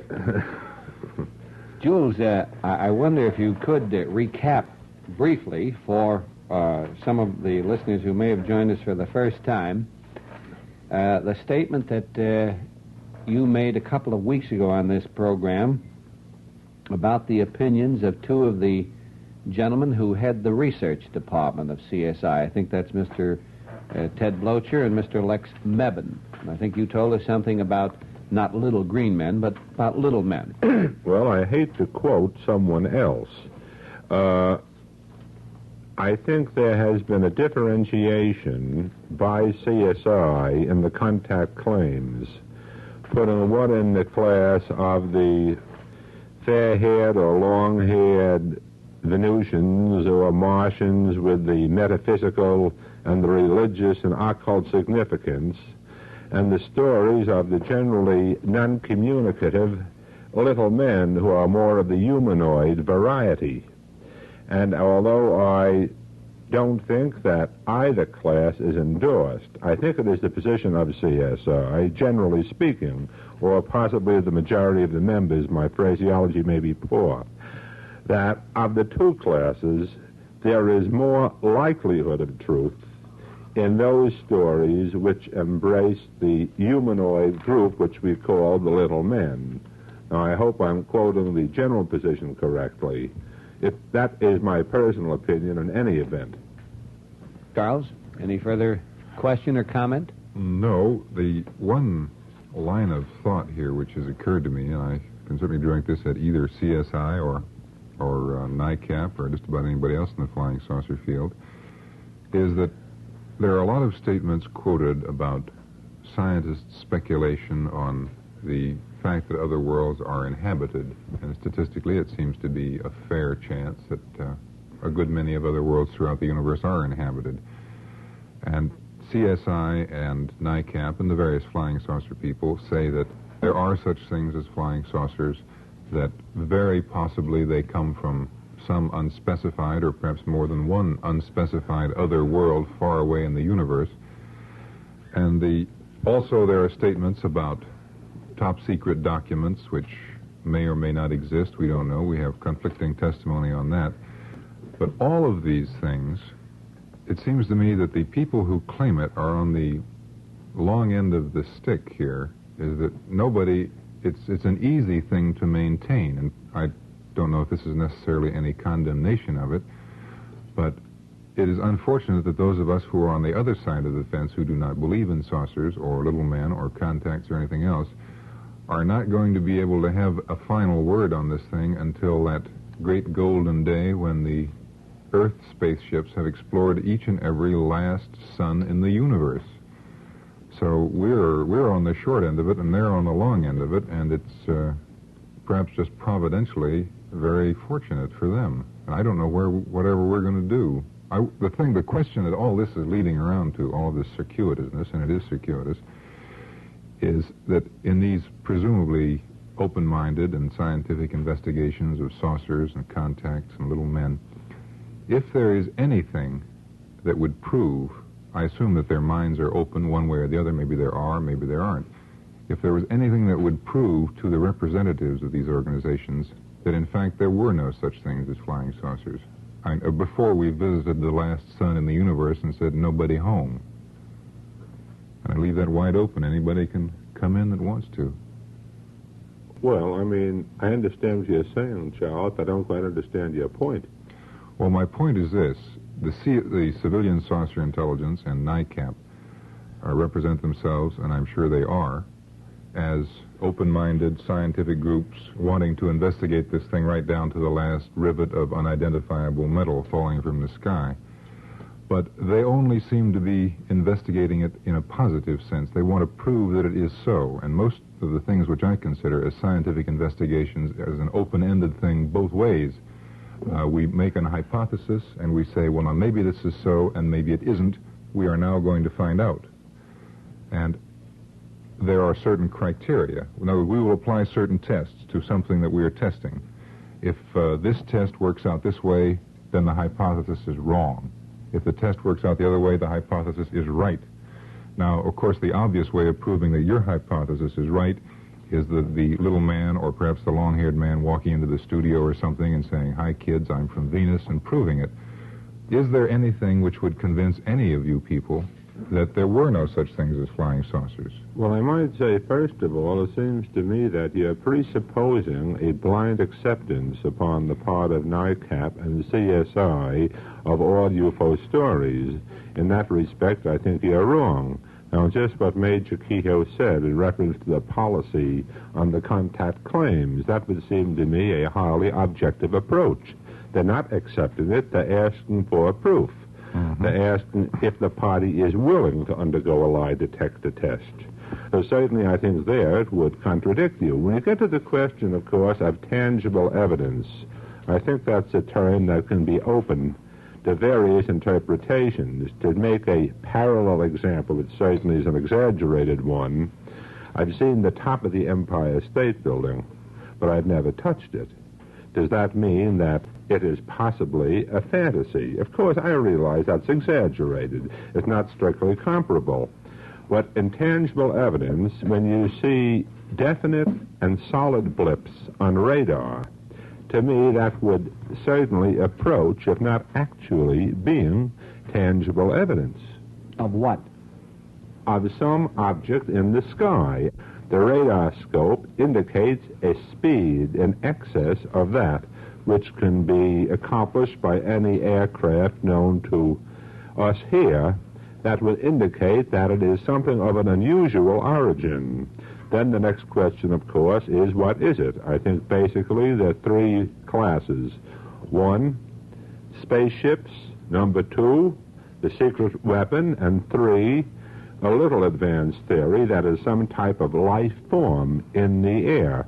Do you know of any other classes, Major? Or theories? No, except the Air Force answer is that the radar men are always wrong, or something's wrong with the set.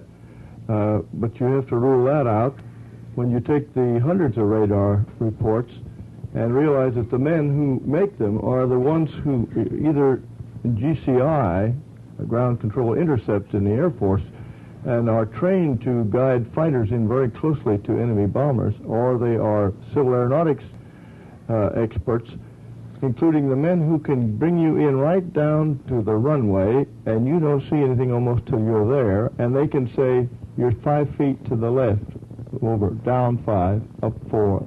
I mean, they spot you instantly.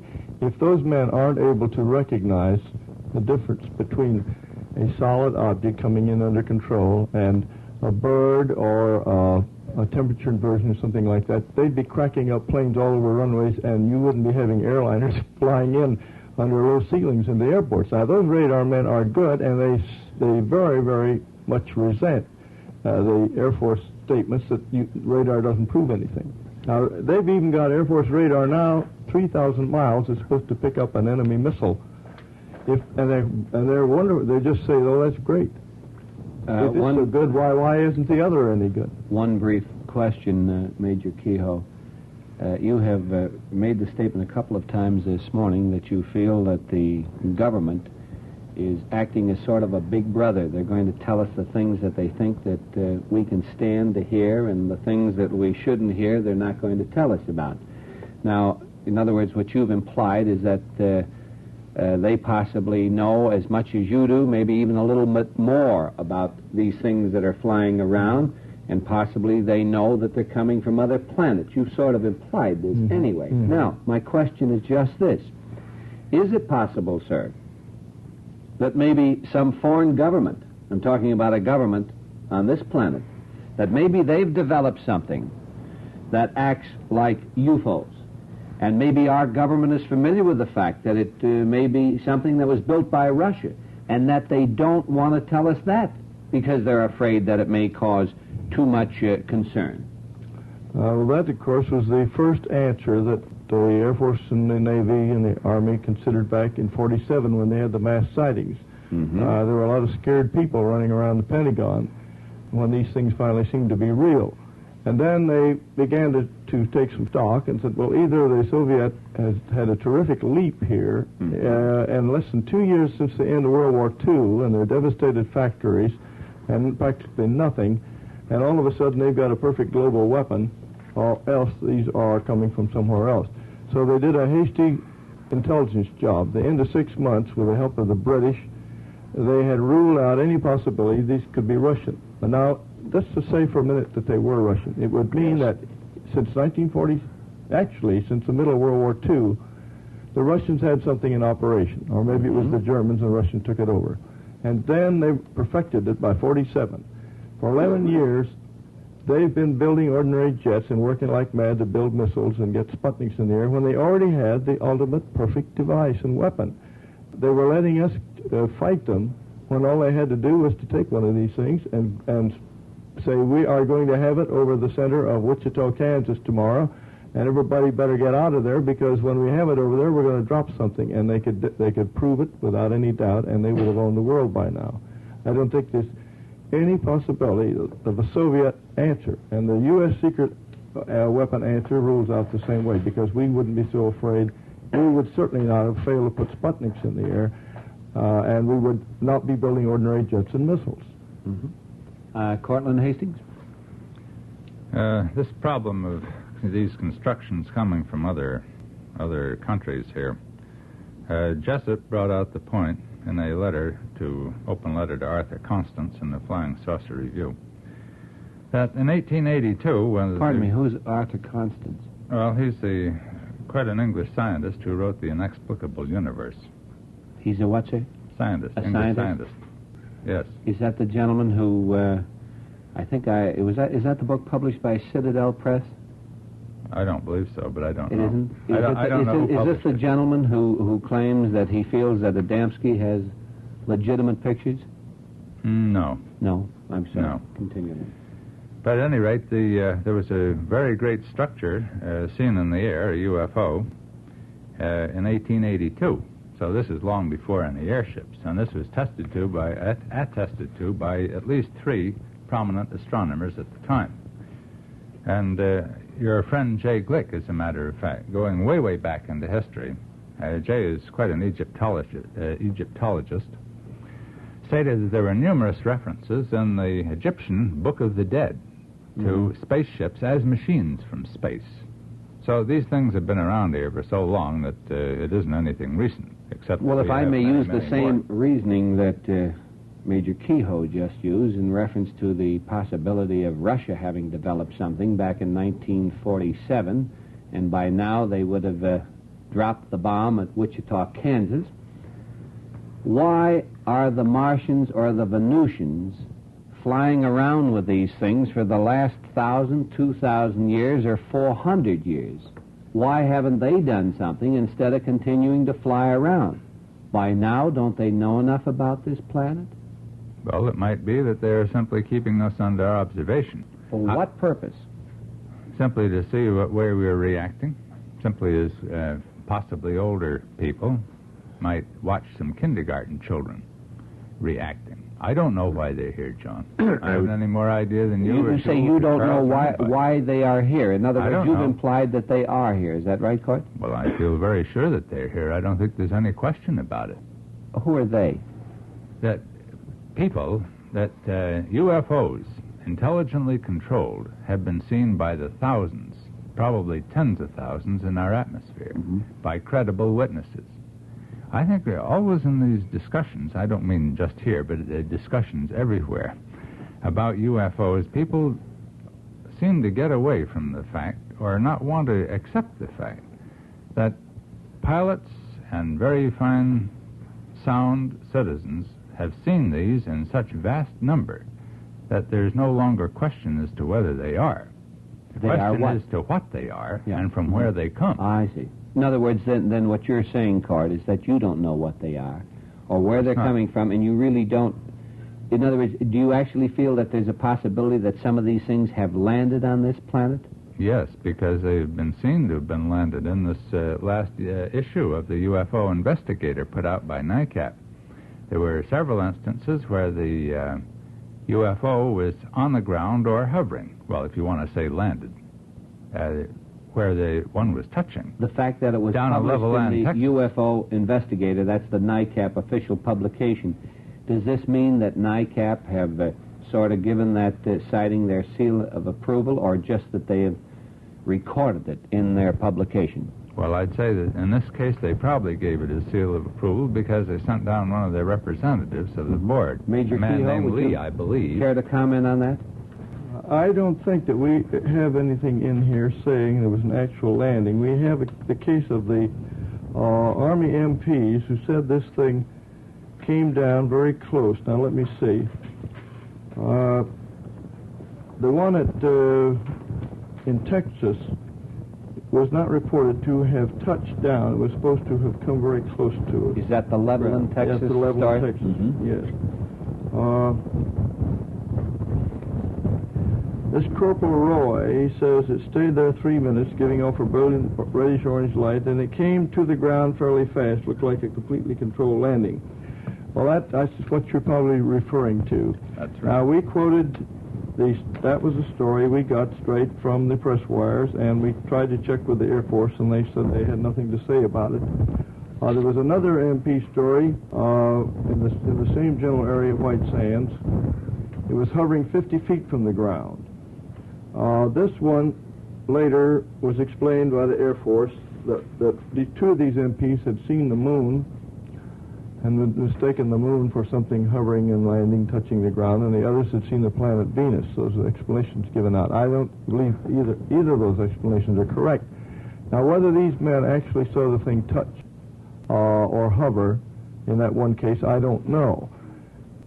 ordinarily, when people talk about landings, it's usually hooked up with the idea of they see people come in and out of them. Now, I think there probably have been some touchdown landings where they touched down very briefly and went off again, because there have been cases where the ground seemed to be radioactive for unusually so, as though something using that type of propulsion had been there. But that doesn't hook up with any contact stories, however. In Levelland, as I recall, in that vicinity, wasn't there one case reported of a UFO being in the middle of a road and the driver of a car having stopped, got out, and then it took off? There would be a landing case there. Well, that was the Levelland case. No, in the Levelland case, it was said that it came low over them, and the altitude was variously guessed up to, well, I'm not looking at it at this moment, but as I recall, around 200 feet was the lowest altitude that I read. Now, the Alamogordo case was nowhere nearly that close to the ground. Well, wasn't there one where I believe a truck driver from Waco, Texas, had actually stopped his motor vehicle, and there was a egg-shaped object on the road in front of him? I had that impression. That was down in Mississippi or Alabama or somewhere, and that's the one where he described occupants that came out and talked with him. It wasn't the one I have in mind, Major. I may be entirely wrong there. No, you're not, Jules. In the Saucers magazine, in regard to this Levelland, Texas, Major, I will quote here because it's only a few lines. Pedro Saucedo, a farmhand, and Joe Salas were driving toward a farm at Pettit, Texas. Saucedo suddenly spotted an object rise from a field and come toward us. Then his truck motor died, and the headlights dimmed out. Pedro Saucedo jumped out of his truck. He said, "The thing passed directly over my truck with a great sound and a rush of wind. It sounded like thunder, and my truck rocked from the blast. I felt a lot of heat. The enigmatic craft was torpedo-shaped." Well, that was, in essence, the report there. As a matter in the field. As a matter of fact, I think in the earlier Air Force cases, the case of a musician by the name of Squires, I believe in Kansas, which was, I believe, dubbed reliable by the Air Force.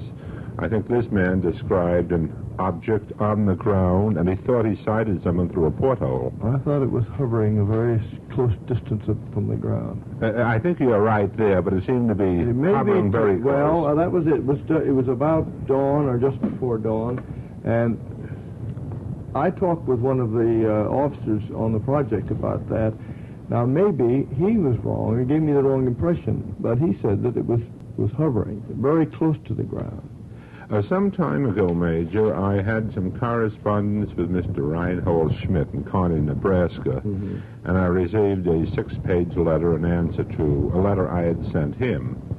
And I do have the impression, now I may be entirely wrong, that NICAP had sent him a letter or a questionnaire, had contacted him. Do you have any recollection of it? No, we did not send it. You did not? No.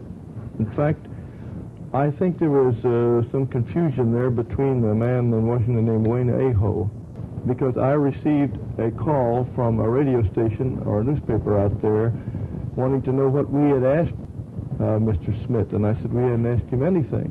And he said, well, he said that the head of this Washington Saucer group had asked him. And I said, well, chances are it's Aho. Sometimes the names are confused. I assume there's no relationship between Mr. Aho and yourself, No, he spells his name A-H-O. There's two Ahos. There's Major Wayne Aho and there's Arthur Aho. That's a brother who's associated with George Van Tassel, Arthur Aho. That's right. I remember there was one. I might add, by the way, I did also communicate with the prosecuting attorney in Kearney, Nebraska, who has the unusual name of Gotobed, G-O-T-O-B-E-D. Unfortunately, I don't have the letter with me, but I was interested primarily in the claim of mistreatment, so to speak, of Schmidt. I don't have the letter with me, but the idea, basically, as he expressed it, was to save Schmidt from himself. He thought he might have suicidal tendencies. Jules, I'm sorry that I have to interrupt, but in fact, I'll tell you what, you might get up and go out to the kitchen with some of the other boys. I know Tommy Reynolds is anxious to get out there and prepare a little coffee. In the meantime, I'd like to talk to some of the listeners about... Major Donnelly Keyhoe, Director of NICAP, that's National Investigations Committee on Aerial Phenomena, Cortland Hastings, Charles Leadham, and Jules B. St. Germain. Now, I know that we all have a lot of questions, and we want a lot of answers, so if we can get brief questions, maybe we'll get a lot of answers from Major Keyhoe. Charles. Well, this one is a double question, actually, and You mean a 2 for 1? 2 for 1. All right. All for one price. And it's both at Major Keyhoe and at court. I don't know what the NICAP attitude is towards these, or I shouldn't call them prehistoric, these early sightings, the Egyptian sightings, and who knows, Babylonian sightings, and so forth, the flying saucers. This is the second time I've heard court mention the Book of the Dead of Egypt and its sightings of saucers from outer space. And the thing that the first part of my bargain question here is, I don't know, when was it, in the 1700s, sometimes the 1600s, there was a well-documented case in London of hundreds and perhaps thousands of people seeing flights of angels over the city. And there have been, throughout the ages, wonderfully documented many thousands of sightings of trolls and gnomes and elves and kobolds and so forth. And there's a mythical beast, I can't remember, which was seen in Central Europe by thousands of people, which had I think the head of a chicken and the body of a snake. I can't think of the name of it now, but if it looked at you or you looked at it, you turned to stone. There were a great many sightings of this. And speaking of sightings by competent people, the observers of the sea, sailors, captains, people whose entire lives had been spent watching the sea and objects therein, and were certainly as competent as anyone else, saw sea serpents, and who knows, maybe there are sea serpents, but they also saw a lot of mermaids. And I think we're fairly well convinced now that there are no mermaids. Now, the thing I want to know, first, is why court or the NICAP or whoever it happens to be selects out of this great mass of curious stuff the sightings of objects in the sky, which are supposed to be from outer space, and throws them at us as being from the Book of the Dead. Court? I'm very glad to answer that. Thanks. I'm glad you can. I'll answer as best I can. The Book of the Dead is instruction, actually, for people on this earth. It isn't instruction, as the name would indicate, for people after death. In the olden times, antiquity, in the times of antiquity, the term dead then meant life on this earth, and that the human soul is much more alive in the unseen than it is here on this earth. The reference definitely was to machines from space. It was not to be confused with the sun, because these things were referred to as machines, although having brilliant light. You see, there have been many explanations that these were suns they were referring to. Well, they had brilliant light, but they were machine suns. In other words, that they were constructions, they were entities. I don't mean entities in the sense of people, but were things which were coming to their Earth. And there were many references, too, to occupants of these machines from space. It wasn't just the machine alone. So I think that we've got to look at that in as broad a fashion as we can, with as open mind as we can. Now, your reference to these other sightings, Charles, where people saw peculiar monsters and all that, we know that superstition naturally does play a large part. On the other hand, for example, if we come up to a little more modern time, say in around 1880, I believe it was, somewhere in that neighborhood, in Kansas, there was a UFO which hovered over a city, I believe it was Kansas, for about 3 days. There's a picture in a newspaper. After all, there are thousands of people, in fact, all the inhabitants of the city saw this. And they didn't see it for just an instant, or 2 seconds, or 5 minutes. It was there for days. So these things, I don't think we can laugh off nor discredit. And I think there's too much a tendency, just because our officialdom doesn't admit these things, to say that there's no reason for it. To me, the biggest problem and the biggest source of worry is the attitude expressed by the Air Force. I share Donald Keyhoe's feelings 100%. When they state, or when he is on his Armstrong Circle Theater, so that there might be an honest difference of opinion. Of course, that is obviously not true, but the second point was that they might be to the best interest of people not to confirm UFOs until all facts are known. Well, now, if that is the case, neither should they deny them until all facts are known. Anything less than this is distortion. The Armstrong Circle Theater was an example of what distortions the Air Force causes where officialdom is concerned. Now, the Air Force has many times alleged that it wishes to avoid panic. I believe it is doing the very thing to bring on panic by not telling the American people the truth. I think the Air Force has far exceeded its authority, certainly if we hold our Constitution to be the guide by which our Federation is run. The Air Force is supposed to defend the United States. The Air Force is not supposed to make rules. We have 3 departments in our government: the legislative, executive, and judicial. These duties and responsibilities were most carefully defined by our forefathers. And because of this wonderful separation of function, I believe is the reason the United States has progressed to the fantastic point it has. Now, however, in the field of security and nuclear weapons, obviously the military must maintain secrecy. But once secrecy is maintained, and a certain unit of government has the ability to control completely all these functions of government, here is where we get into a very bad situation. The Senate document, or the publication, the United States Constitution, issued in 1948 by Alexander Wiley, chairman of the Committee on the Judiciary of the United States Senate, writes in one paragraph, "The Constitution has value not only as the guiding political instrument of our land, but also as a guide in the economic, social, and religious life of the nation. The basic principle of the Constitution is that of checks and balances, of division, rather than concentration of power." And he goes on to say that power corrupts in whosoever hands it may be, and that absolute power, whatever its form, corrupts absolutely. And I think this has been demonstrated very clearly by the Air Force attitude. The Air Force is not a big brother. The Air Force group in Washington have constituted themselves as a group of censors to determine what the American people should know. Now, this was a thing during World War II.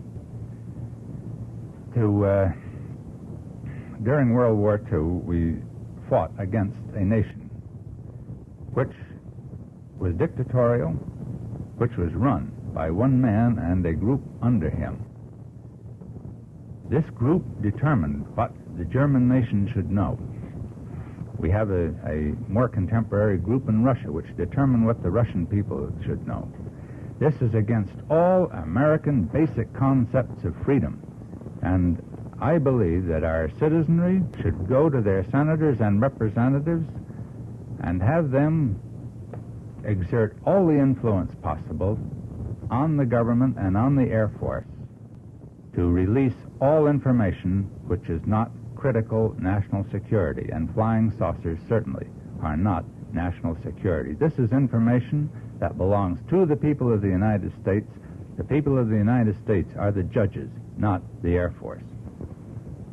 I hesitate, Court, to ask the first part of my omnibus question again, but why is it that you choose to put more credence in Egyptian flying machines than in, say, reports of mermaids? I don't recall that any reports of mermaids were made in the Book of the Dead. Is that your sole source of authority in this world, the Book of the Dead? It is a tremendous book of the Egyptians, one of the greatest books. The Bible happens to be another book. Well, I'll let that one go by for a while. It seems to me, Charles, yes, that to a certain extent your point is well taken. Thank you for a certain extent. Well, by this I mean, it seems to me superfluous to a great extent to rely on these ancient reports going back to the Middle Ages and to allege biblical references in the book of Ezekiel or the like. When we have as late as 1880, which is fairly contemporary. I go along with you, Yes. Jules. This was only background. Yes. I think we can concern ourselves only with today. That is right. I believe it was in the 1897 and 98 where some crafts were sighted over Oakland, later over Chicago, and numerous cities that seems very, very tangible evidence. But in connection with the Air Force, I'd like to ask the Major if he has any idea why there apparently has been a change in policy. I assume there has been a change from the early 50s to the present time. Would that be due to personnel entirely?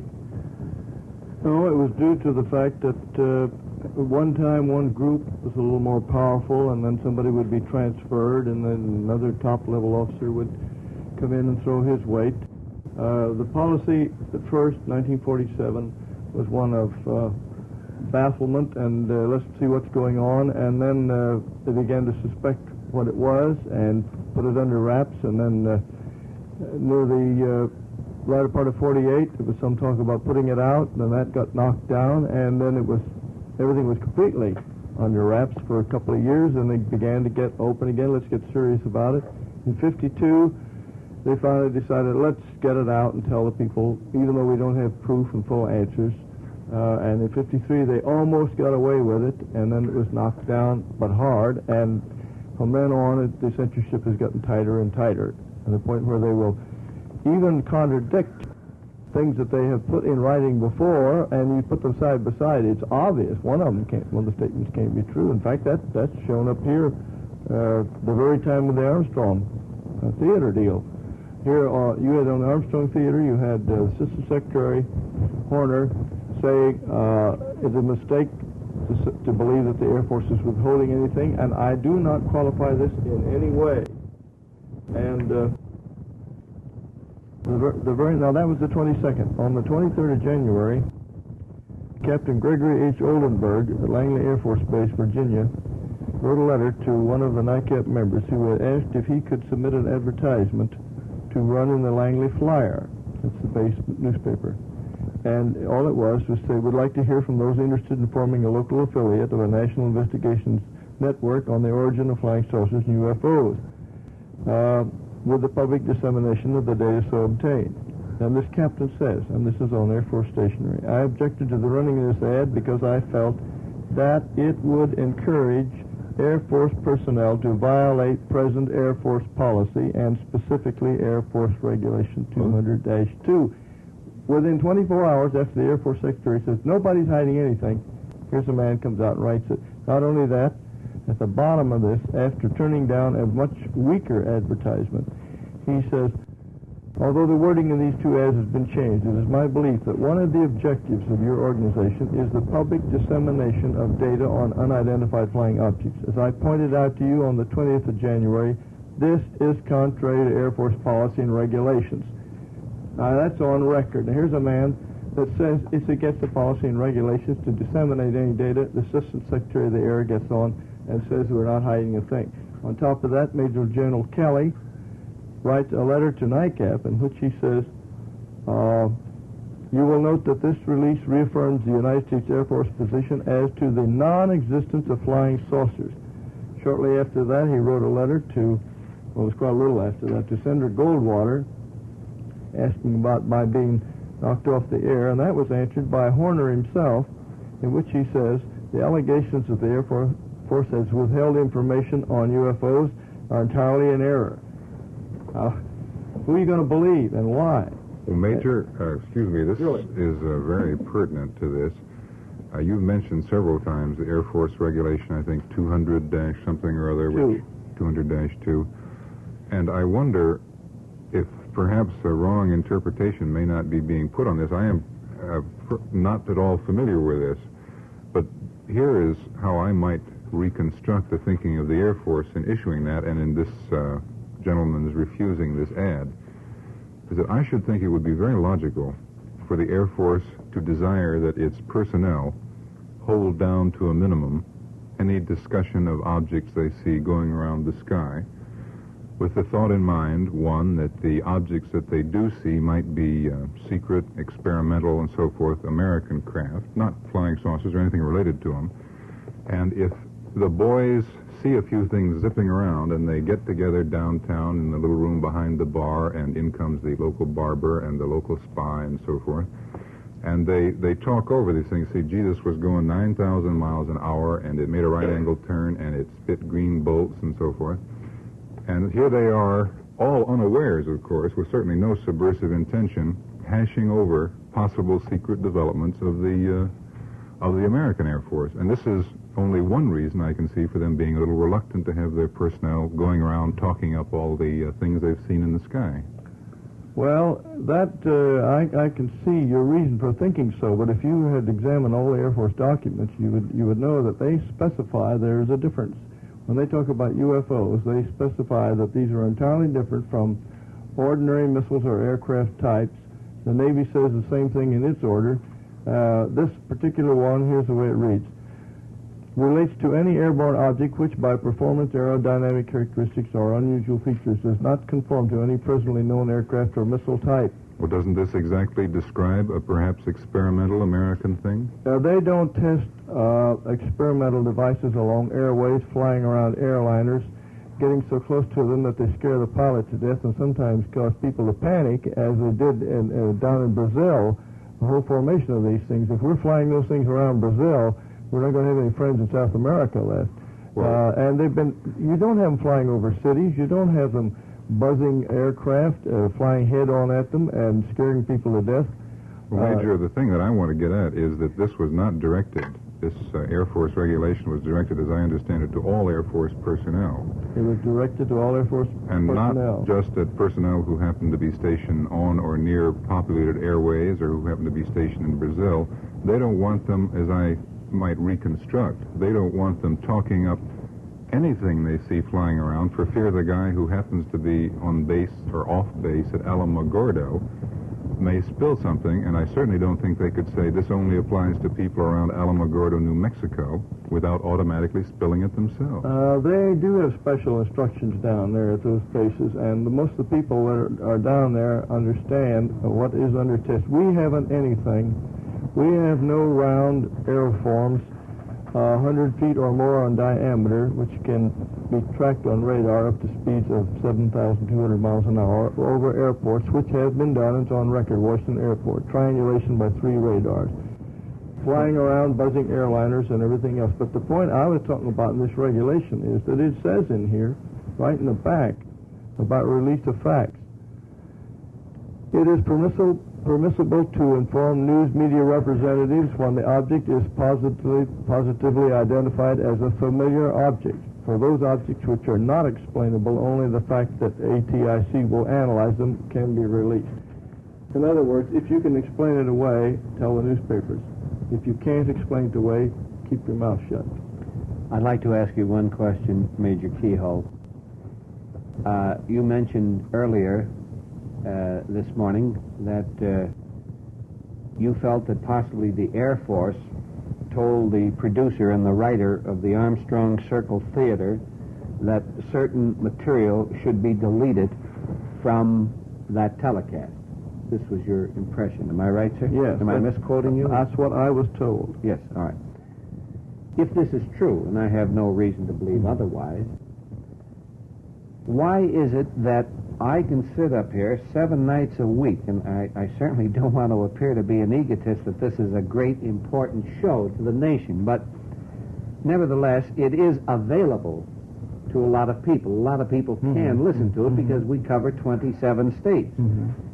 And how is it that no one came over to me and said, or sent me a wire or a letter and said, John, when you have this fella Keyhoe on tonight, don't let him say anything about the Air Force.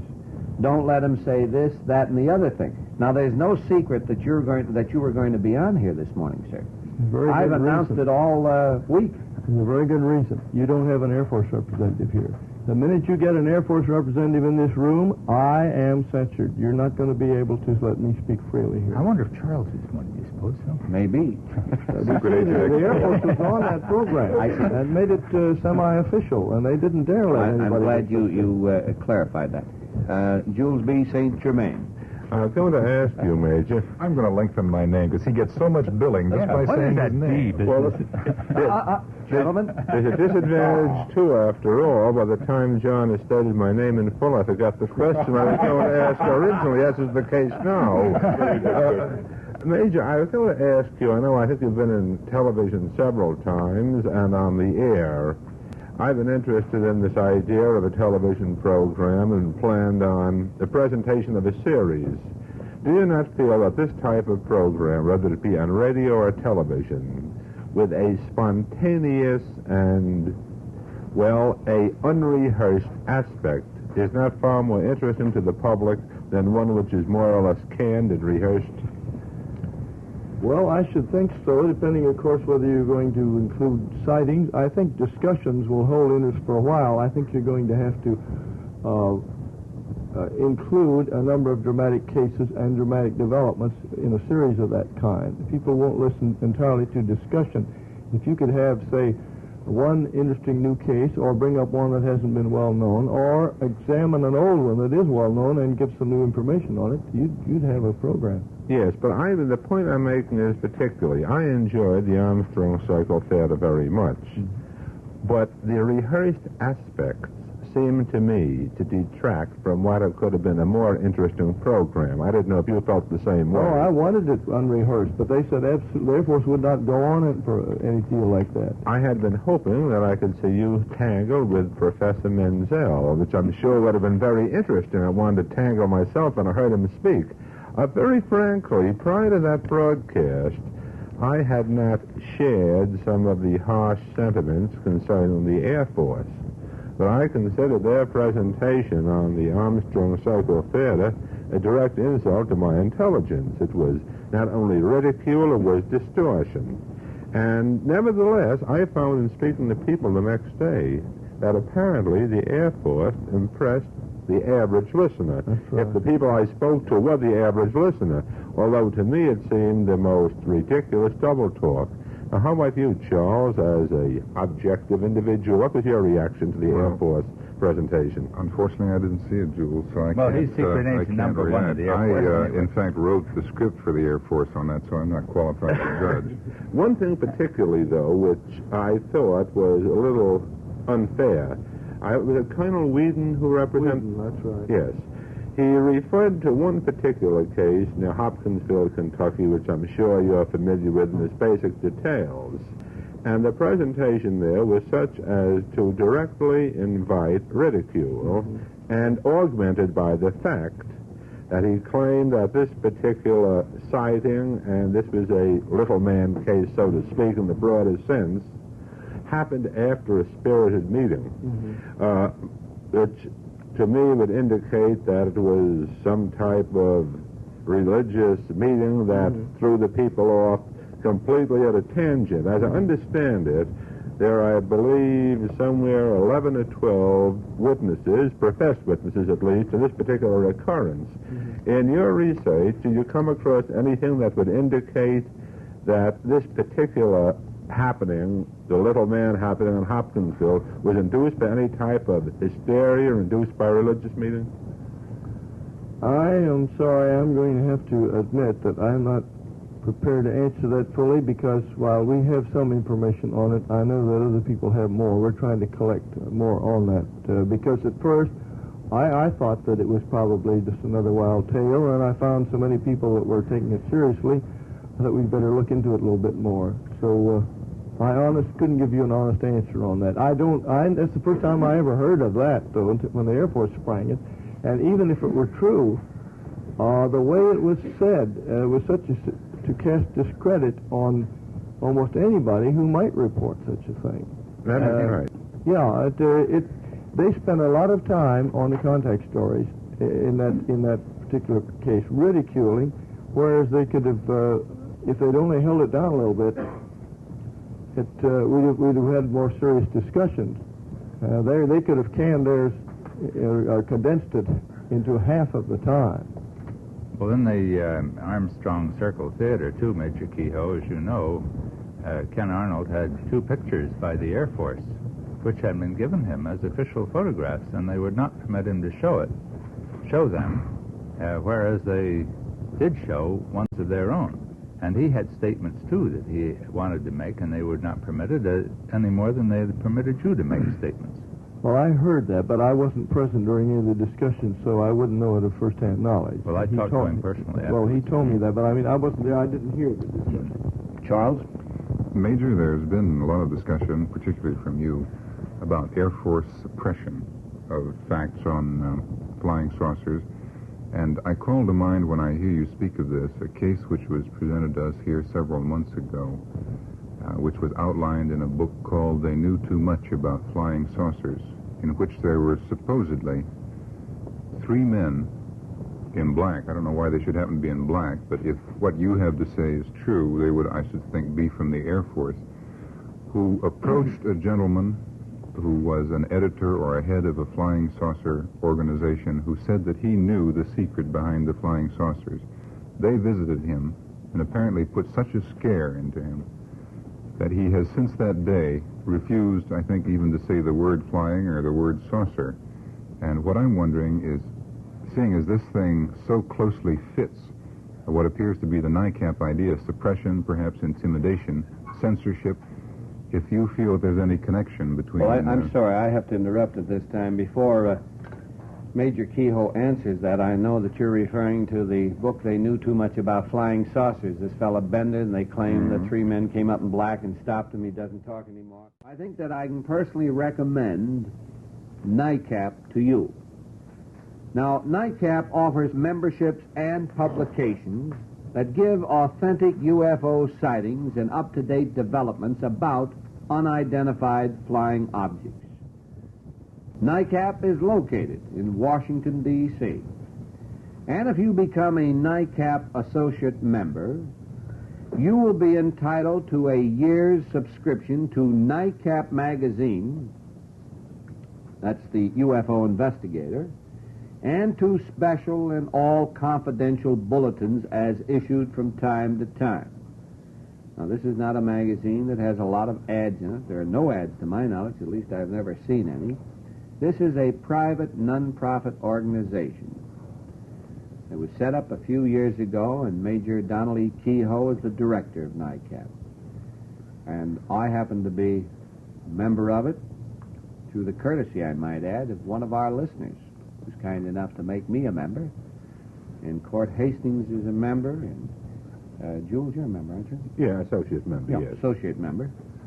So, if you'd be interested in learning more about NICAP, you might get a pencil and paper, and I'll give you that address in a moment. I'll give you the address and tell you the details. Now, if you got your pencil and paper ready, as I say, this is not a commercial, but I have the pleasure of seeing a number of saucer publications every month. And in my humble opinion, I think that NICAP is really outstanding. I'm not going to sit up here and say to you it's the best. I think there are many great ones, but I think that this is an unbiased publication. I think it's a publication that is worth reading. It's certainly one that you're not going to read and throw it away like you will possibly do with some magazines. It's something that you'll keep in your files for years for reference to check back from time to time. If you're interested in knowing more about NICAP, and please bear in mind it's a non-profit organization, and if you feel that as an American citizen that you should be enlightened from time to time as far as what's happening, when we say what's happening, I mean in reference to the possibility of flying saucers, then I think that you should. It is your duty to become an associate member of NICAP, because that's what this organization was set up for, to investigate the UFOs. Now, the address. Do you have your pencil and paper ready? I'll give it to you now. NICAP. N-I-C-A-P. NICAP. N-I-C-A-P. The address, 1536 Connecticut Avenue, That's 1536 Connecticut Avenue, Washington 6, D.C. Washington, Zone 6, D.C. You send them a card or a letter, and you can get the information that you want about becoming an associate member of NICAP. My guests this morning, Major Donnelly Keyhoe, Director of NICAP, Charles Leadham, Cortland Hastings, and Jules B. St. Germain.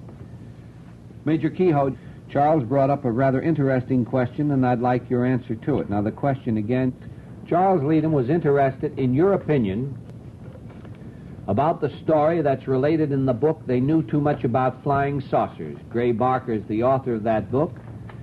And in that book, he relates a story about a man by the name of Bender, who resides in Bridgeport, Connecticut. Bender had a saucer club, and he used to exchange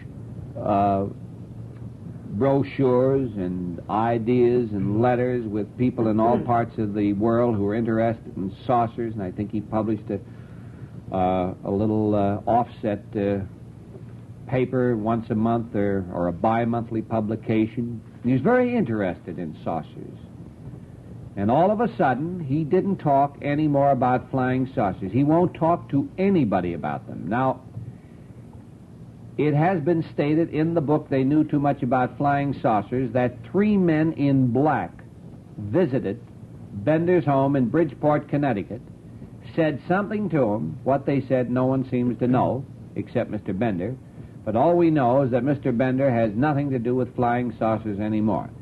Do you think, Major Keyhoe, that these 3 men, if there were 3 men, that they were from the Air Force or some branch of our government and that they silenced Bender?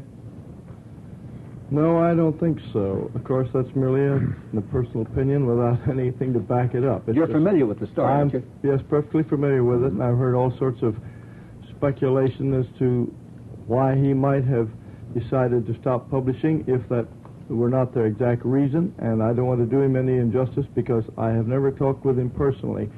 I can only say this, that if any 3 men in black come to see me, they're either going to have some sort of threat that I can't visualize now, or some awfully powerful credentials. Now, I've advised our members and anyone else who is threatened about talking to ask for credentials, the name of the order under which they are operating, and someone, a witness in there, to take notice of the whole thing, so there'll be a matter of record. And I personally don't know anything that would give anyone authority to tell you stop talking about flying saucers.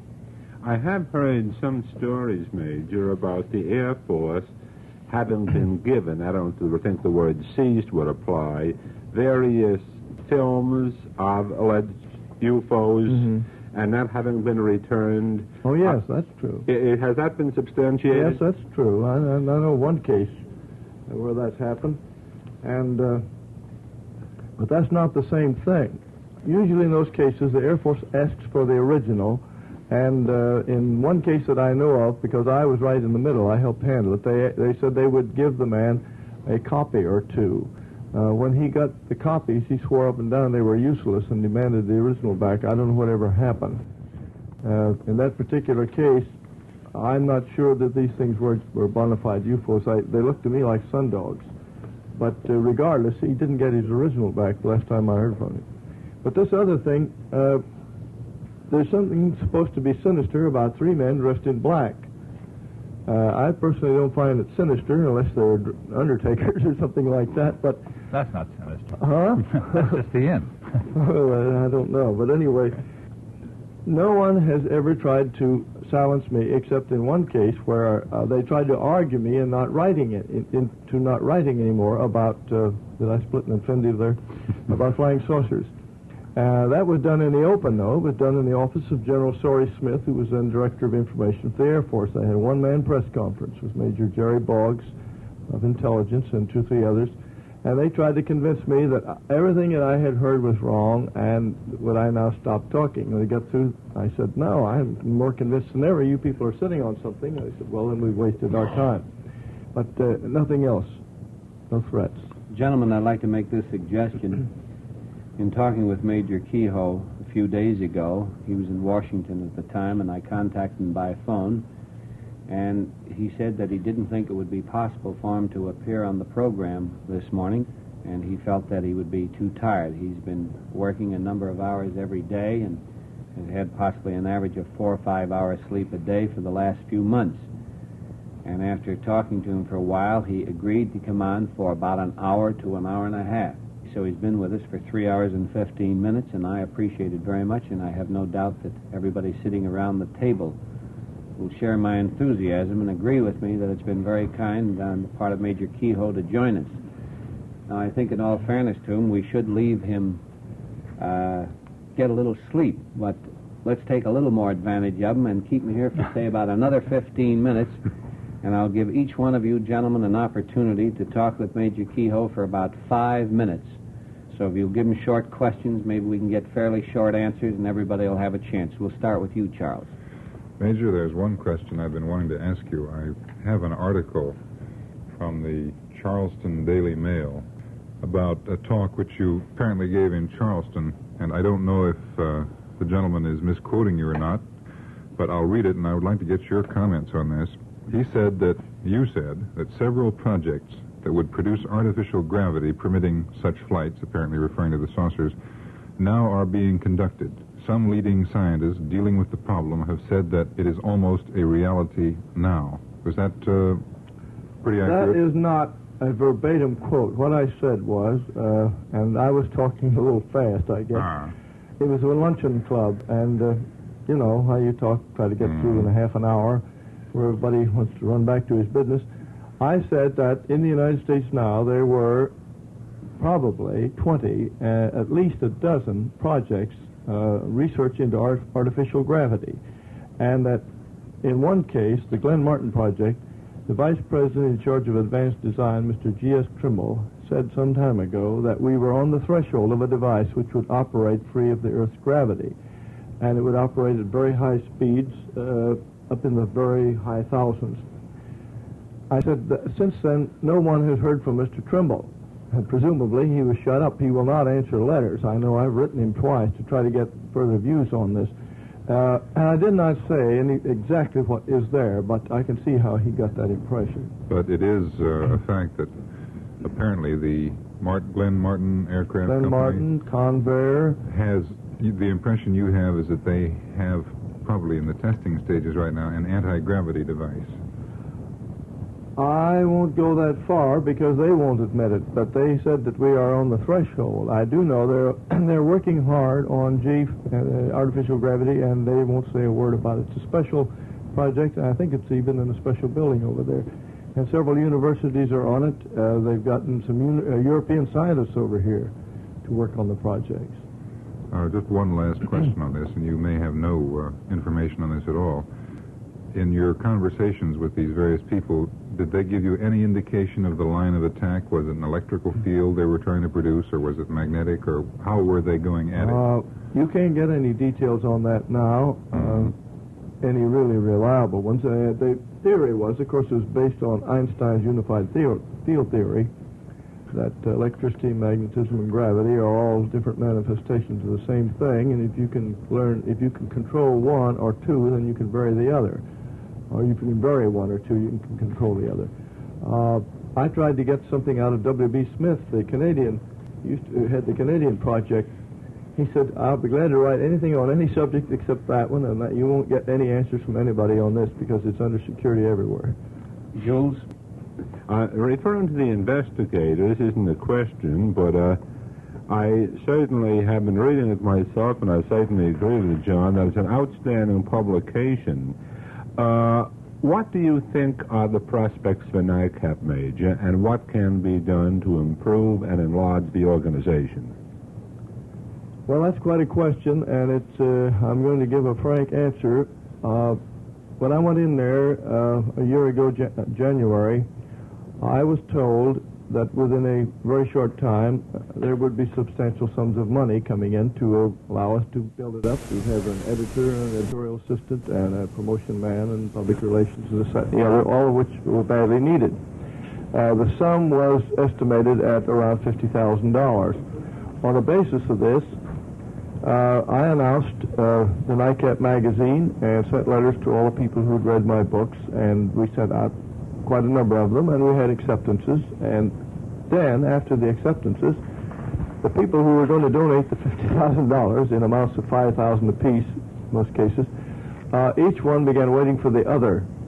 So as a result, here was NICAP committed to publishing a magazine, which we put out, and to borrow Winston Churchill's brave blood, sweat, and tears, I think it was right. It was just about that and a little bit more, because sometimes it was sheer desperation. But we did get the magazine out, and it was written to be as new and have as much new material as possible. We alternated with bulletins, and we have done our best to keep going, in spite of the fact we have such a small staff down there. I personally have donated my time since last year.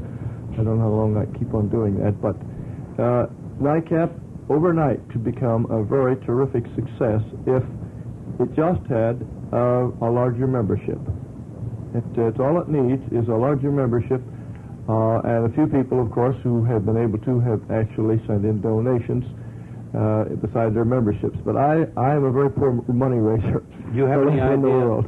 Major, pardon me, about how many members it would be necessary to have in order to have a successful organization? Well, of course, it would be very wonderful if we had 10,000 members, but we can do much. We can do it with much less than that. If we had, in addition, what we have now, if we had 2,500 more members, or 3,000 the most, our problems would be taken care of, because I would immediately get a hold of an editor. In fact, I put my eyes on my friend John Nebel over here. He used to be on True Magazine. Or someone who knows the subject and could really take over, because I've been trying to be director, editor, public relations man, and not doing a good job at any of it. Well, I wouldn't say that. I think certainly the investigator has been very well put out. And one thing I've noticed that I admired very much, certainly the NICAP has not put itself up as a rival to any organization as I understand it, but has expressed every desire to cooperate, and even gone so far, as I recall in one issue, to list practically many, if not all, of the other organizations in existence, not only in this country, but in others, and the publications that are put out. Would you classify NICAP more or less as a mother organization? No, we were afraid that there would be some jealousy on the part of existing organizations. And at first, I think they felt, too, that we were trying to take them over. And since then, we've gotten along very well with most of them. Now, some of them don't care too much for our policy. It's middle-of-the-road policy, for instance. But we're not having much trouble, and every once in a while we get information from them, and we'd be glad to cooperate even more with them, as far as that's concerned. And now, you mentioned one thing. I'm going to toss this in. On the cooperation, we offered the Air Force cooperation, too. Back in July, we offered them an 8-point, I think it was an 8-point plan. And someone said, which one of you gentlemen was it? Would we consider negative evidence as well as positive evidence? We said to the Air Force, you claim that you have explained all but 3% of the sightings. If you will let us have the 97% of the cases, since there's no security involved and they're all explained, there's no reason why you shouldn't let us have them. We will turn them over to our advisors and Board of Governors. If we agree you have fully explained them, we will then state the Air Force certainly has done everything they claim. They have explained 97%. We will wipe NICAP out and say, this is it, let's all go home. The Air Force said, we don't want any part of you. They would not release anything. They sent an official letter saying they would rejecting our offer. I have one last question, Major. On the Armstrong Circle Theater, I recall there was a statistical breakdown as to the number of unexplained and insufficient information. Mm-hmm. I don't recall the breakdown. I think it was 1.9 or something on unexplained and 12-point insufficient. In your opinion, should the 12-point of insufficient, if that is the number, be classified as insufficient information or unexplained? Well, I would have to see each case to answer that, but I'll tell you one thing, that 1.9 is very misleading, because that is what they call the current situation. Now, up to November 15th last year, they were advertising that they had explained all but 3%. Then they jumped it suddenly to 1.9. But what they don't let the public realize is that they have a big backlog of unexplained cases that goes back into their Special Report 14. And there's a table right in the back that shows 19.5% of this group unexplained, which is about 600, roughly 650, and the total today is well over 700, about 750 unexplained cases, or more than 12% of the total. Cortland Hastings? When was Project 14 published, Major Keyhoe? It was dated May 5th, 1955, and a friend of mine, pretty high up in the Pentagon, told me at that time, he said, they're going to let that go just in time to knock off your book that's coming out in May. I said, that's very interesting, and Henry Holt will appreciate that because the book is only about one-third written, and it won't be out for months. And he called me up later, and he said, they've just found out your book's not coming out, and they slapped this secret label on this, and they're going to hold it. So they held it until October, at which time Len Stringfield, who put out Crypho, made a mistake and said in his book that I was coming out in November with the Flying Saucer Conspiracy. And that afternoon at 5 o'clock, Captain Robert White got orders from topside, let it go. So he let it go, and the press men around the Pentagon didn't have any time to get the answers to it. They said, what's it all about this time of the day? Bang. He said, here it is. We explained all but this percent. They ran the story, ran all over the United States. And then our book didn't come out till December. By that time, things had sort of cooled up. Also, Ruppel's book was coming out. So they figured they'd knock us both off at the same time. And that is the most misleading document, I think, that's ever been put out. Now, I don't say they're lying to the people, but it's either the most complete blunder of misstatements that has ever been published that I've ever seen, or else it's a deliberate deception. It's interesting, though, hear your description. You don't say it's completely lying, but it certainly is far from the truth. So I think the listening audience will probably make up its mind as to just what it is. Major Keyhoe, why doesn't the Air Force want NICAP? Well, they know very well that our intention is to get everything out in the open and to try to get the answers made available to the press. In fact, one suggestion we had was that they hold a huge press conference and bring out everything, and we will be over there giving our side and asking questions too. Let's get it out in the open, and that's one thing they will never agree to. So there are too many questions that they couldn't answer. And that's also why we want this Senate investigation. Couldn't answer, or they don't want to answer? Oh, they could answer some of them, most of them, but I do think there are some things that they don't understand even yet about these. I'm not even sure they know the motives. But I'm sure they know that these things operate in cycles, and they probably know the method of propulsion. I think they do have a good idea of the type of beings involved, although I'm not sure of that. And they know very well that they're real and that they're from some other part of the universe. Would you repeat that again a moment? They know they're real. Now, who knows? The Air Force knows. The Air Force knows what? That these objects are real and they're objects under intelligent control of beings from some other part of the universe, either our solar system or outside.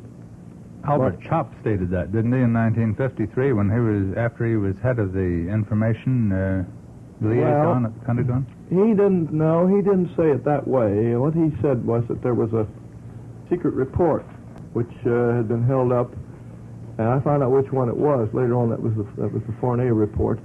And then but the 1948 report was the big one. That was the one where ATIC declared these things were interplanetary spaceships. And even though all the Air Force doesn't accept it, that was the top brains at that time in intelligence. What do you feel is, this is the last question, Major Keyhoe, what do you feel is the best way of the American public counteracting this suppression of news by the Air Force, in fact, this out-and-out censorship against which we fought World Wars I and II? Well, I still think that the only way you can help now is to write to your congressmen, write to your senators, and ask that they pass the word on to the Senate committee and have open hearings. And not just call the Air Force and NICAP and a few scientists and so forth, but call at least 100 selected witnesses, the best airline captains, I mean the ones that are the most experienced who've seen these, top-ranking officers in the armed forces, the Civil Aeronautics tower operators and radar operators who've seen these things, the guided missile trackers, the people who photographed them. Get them in there. It may take a month. But believe me, when they get through with a thing like that, it'll be out in the open and they can't ever close it up again. To whom should they write in Congress? You say that some investigating committee. Each citizen write to his own congressman and senators. And that's it. Thank you very, very much, Major Keyhoe. I certainly appreciate it, and I know our listeners do, to have the opportunity of hearing your opinions on this subject, and I sincerely hope that when and if you do come back to New York, and if you can spare the time, that you will join us again. Well, thank you very much. It's been a great pleasure, and I appreciate your cooperation. Thank you, sir. Of Hartford, Connecticut, suggests discount fact which Wallace gave undue prominence that Keyhoe never saw flying saucer.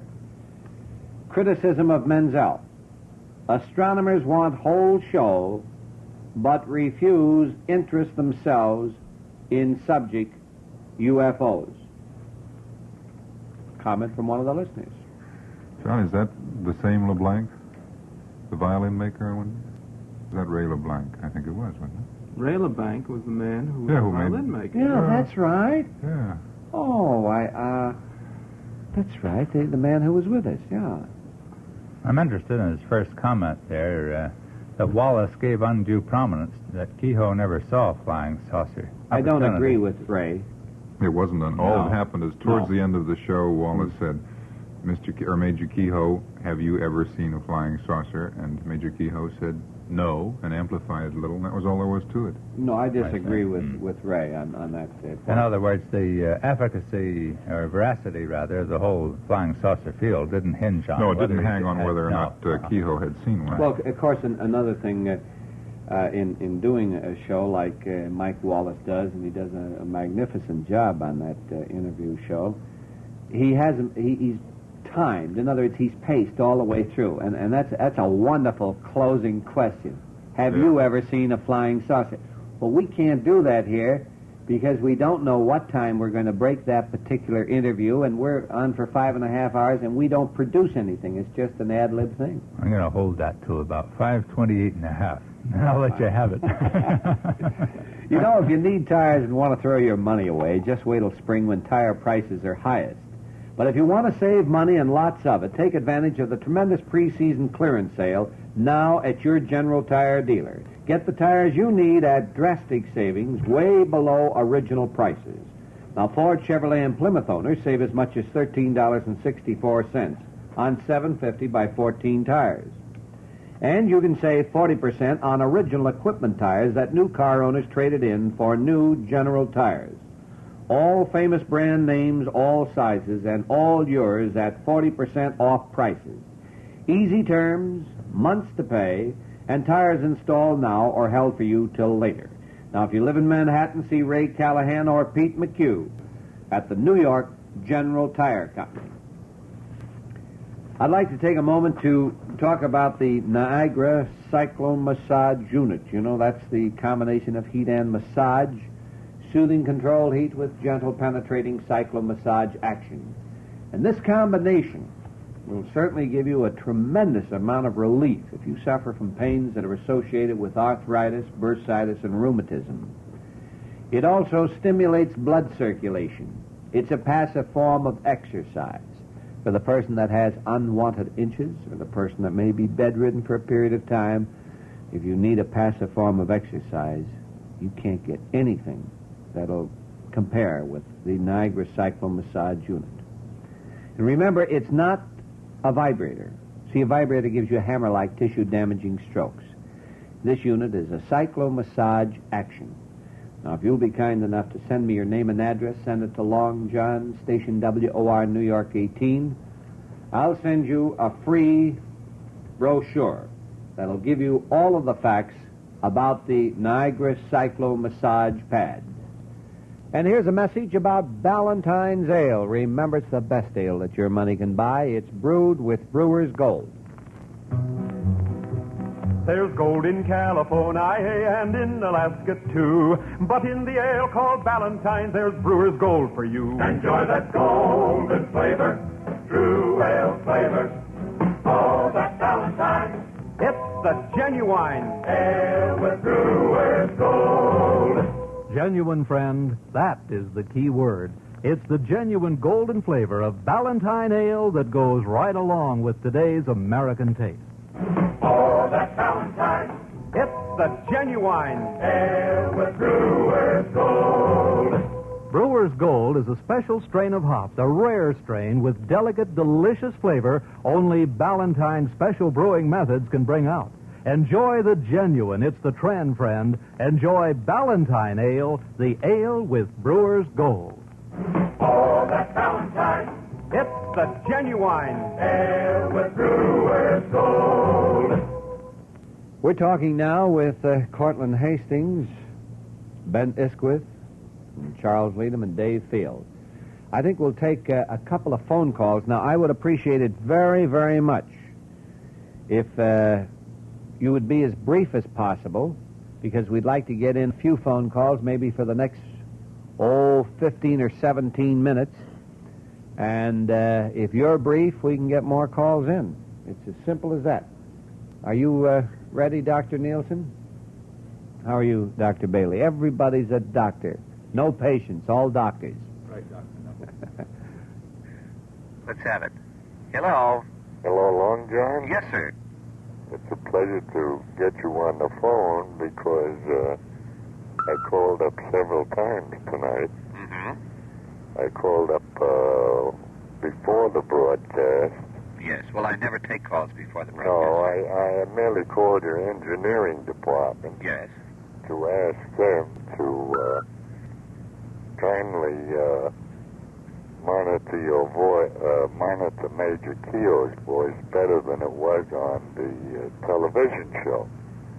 Well, I heard it on television too. I thought they did a good job on it. Do you think it could be something your set was not adjusted properly? Well, that's possible. Yeah, because I heard it too. I heard the telecast. I didn't hear it very. I thought Mike Wallace spoke very good, but I didn't think Major Keyhoe spoke very good. However, there's one question I want to ask you. Right. This has nothing to do with tonight's broadcast. Yes. A few nights ago. Wait a minute, I better shut this radio down. Oh, you got your radio on. It's confusing. Go ahead, turn it off, sir. Let me remind all of our listeners, if we talk to you on the phone, automatically turn your radios off, because otherwise you'll be very confused, because you'll hear yourself talking 8 seconds after you've said something. It's an echo there, and yes, go ahead, sounds sir. Too much like we're talking back and forth. As I said, I merely called up earlier tonight, and the operator told me to call back about 10 minutes before the show went on, and I talked to an engineer in your department. Yes, I know you just mentioned that, yes. I asked him if he would try to get Major Keyhoe's voice much better than it was over the TV. Well, what was your point, sir, that you wanted to make? You said you wanted to talk about something about another show? Yes. Because I wanted to get a number of calls in, sir.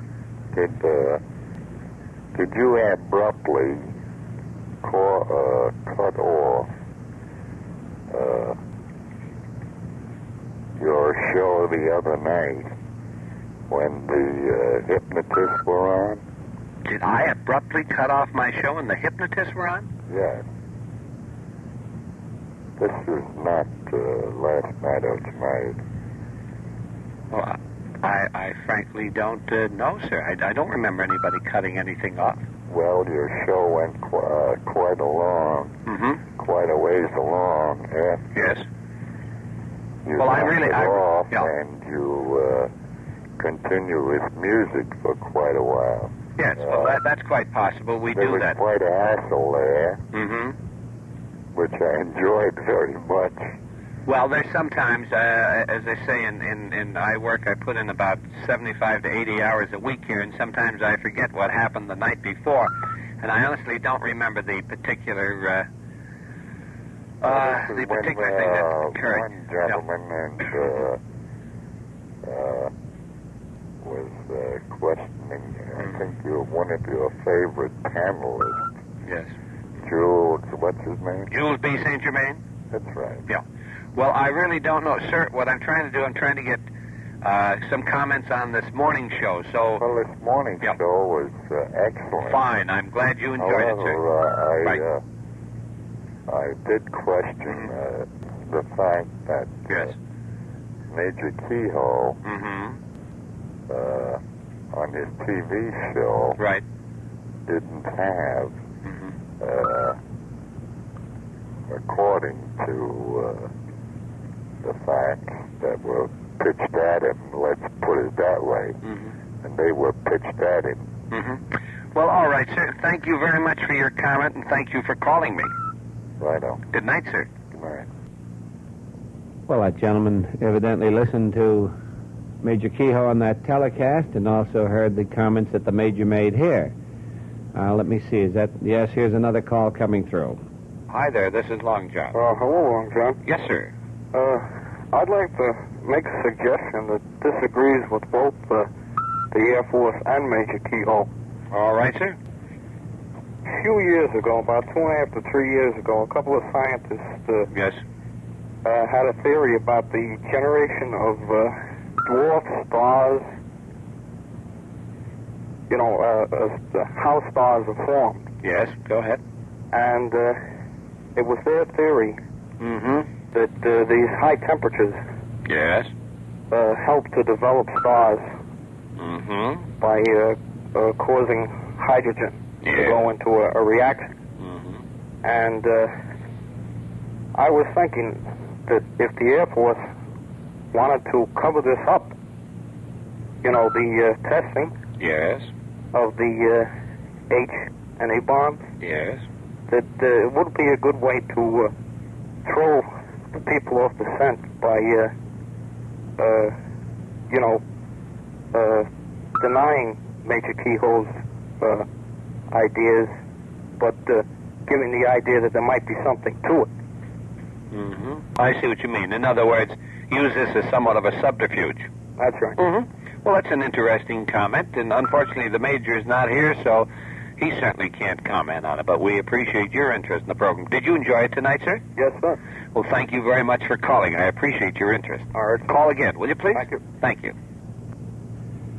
Did you want to make a comment on that statement, Court? Yes, I did. Where this gentleman mentioned the Air Force wanting to throw the American people off the scent, I think this has become a somewhat accepted attitude, a somewhat accepted situation on the part of the American people. We seem to forget, as American citizens, that this is a democracy, that the Air Force does not have and should not have any control over our civilian life. And therefore, there shouldn't be no case of anybody wanting to throw anybody off the scent. The exact opposite should be the case. They should want information to be made the property of the American people, and the American people be able to make its own decision.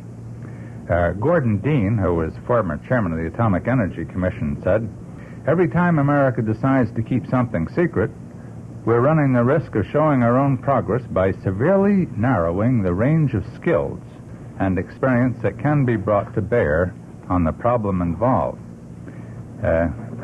During the war, there was an IFF, which was an instrument for identification of friend and foe. That's where the IFF came from. And it provided for passing an electronic password from a speeding plane to a radar set.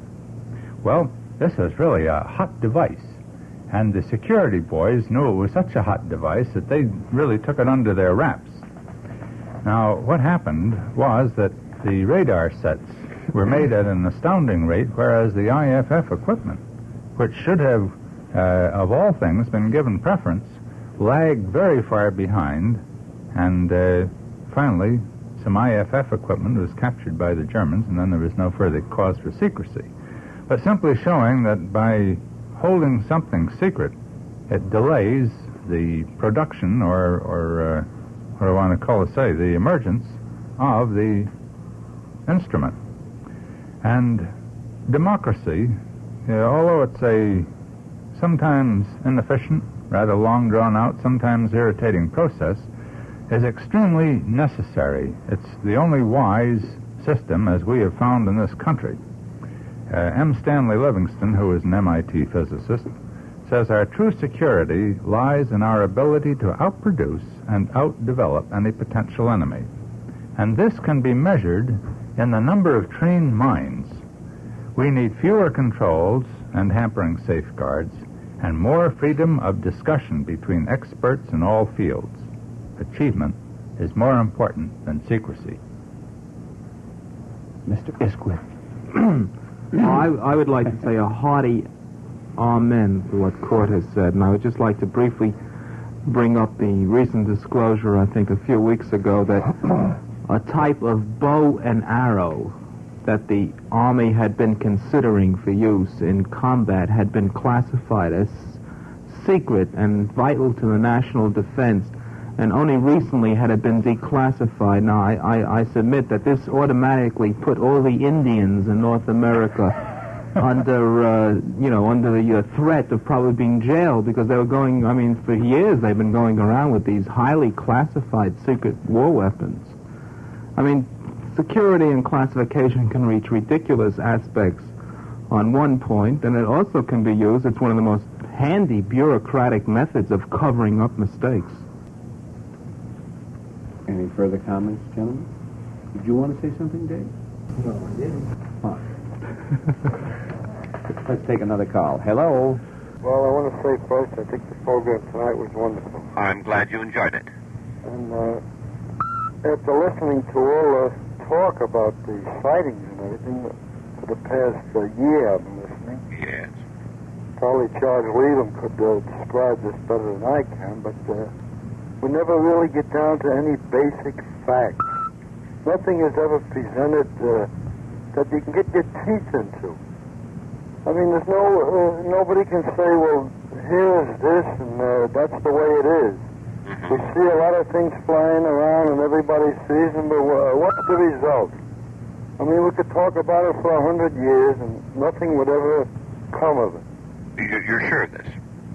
Well, you're making the statement. I'm not. I'm merely asking you again. Are you sure of the statement that you've just made? Well, has anyone ever come out with any real facts? Well, may I repeat your statement again? Yes. You just made a statement to me that we can talk about this for the next 100 years and nothing will come out of it. At the present rate, yes. If I see this and you see that and the other guy sees the other thing, at the end of 100 years, everybody has seen everything and nobody has got anything to show for it. All these guys that are seeing these things and talking about it, what would you suggest for them to do? What would be your plan of operation? Supposing that somebody called you up and said, Mr. Jones, we'd like to have you be director of NICAP. What would you do, sir? Well, it would be very interesting. What do you mean would be interesting? The phone call? No, to be director of NICAP. All right, so fine. We both agree on that. It would be interesting. But what would you do? Well, I do what they are doing. But in the end, what do we got? That's what I'm getting at. What is the end result of looking at all these things? Well, they can't prove anything. How do you know that they can't prove anything in the future? I don't mean today. For the past 10 years, they haven't proven a thing. In other words, you mean that if we investigate something... No. Wait a minute. Go ahead. If we look at these things flying in the air... Right. For 100 years... No, let's not go 100 years. Let's take 10 years first. You just made the statement 10 years. For 10 years. Yes. What do we know? What do we know? Yes.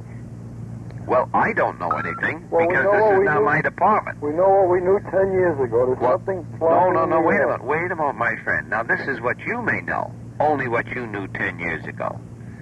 But the government, according to the Air Force, according to Major Keyhoe this morning, knows a lot more. They're not talking. And let me ask you this. In other words, if we experiment with something, we'll say for 2 years, 5 or 10 years, and I don't know to what extent you would say would be a limitation to the amount of years that we should conduct experimentation. But if we were guided by you, we would have never gotten a cure for polio. Well, that is different. Why is it different? Because you're investigating something and you have it in front of you. What do you have in front of you? The cure? No, the germ. You're investigating. All right, now I'm glad you made that point, but isn't it true, according to what Major Keyhoe said this morning, there are thousands, I don't know if it's thousands, I'll just use the figure thousands, of people who have seen these things. And now we're getting all of these sightings together, not we, but NICAP and the government, and eventually they hope to be able to determine whether or not these UFOs are coming from other planets or whether they're man-made, that is Earth-made planet UFOs, or whether there's just nothing at all. Well, that's true. Let's say they are from another planet. Go ahead. So we look at it for another 10 years. So what? Well, now, let me ask you this. Now, wait. From another planet. Now, wait, now, you're going too fast. Let me ask you this. Supposing that a group of strange-looking, not unusual and strange-looking people started to appear in various parts of the United States. Well, now we got something. All right. Would you just look at them? No. You'd want to investigate, right? That is something, yes. All right, well then by the same token, because you can't reach up and take one of these things out of the sky, the only thing you can do is to observe for a period of time. Yeah, I say it's interesting to observe, but I say we're not getting anywhere. Some time ago on your program you had a man and a woman there, and they claimed that some saucers were captured. Mm-hmm. Yeah. Do you remember? Yes, I do, sir. Well, what's the story behind that? Well, and then you're not listening tonight. Major Keyhoe told us that there's a lot of things that we haven't been told. In other words, the government really has something concrete. This is what has been implied. This is not my statement, sir. I would not make that statement. I'm not in a position to. I don't know that much about the subject. That's why I was sorry that your phone calls weren't available when the major was there. I would have liked to... What would be your question, sir, that you would like to ask the major? If he has any definite proof that the government has evidence of, well, he certainly... out of space. Were you listening to this program, or were you listening to Big Joe this morning? Huh? Tell me the truth. No, because he made that statement. Well, he told me, he mentioned metal falling out of planes. No, and he also told you, he made the statement right on the air here, that the government has documents, they have proof that would lead them to believe that these saucers are coming, they're hovering around, some of them may be landing, and they're coming here from other planets. Yeah, but... Now, what stronger statement would you want the man to make? Huh? What do you mean? What is the proof? That's the strongest statement I would demand. Well, you couldn't get that from him. He hasn't got the proof to offer you. Then how can he make a statement like that? Well, I can only say this. I'm sorry he isn't here. But I'm sorry, too. Okay. Thanks very much for calling, though. Oh, thank you very much. Good night, sir. We have a telegram here from Don Griffin of Coitesville, New Jersey. Let this wire be my applause.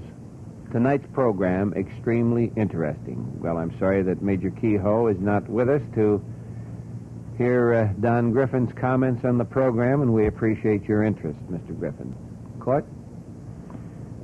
I wonder what this man would require as proof. I guess probably the capture of a flying saucer and demonstration.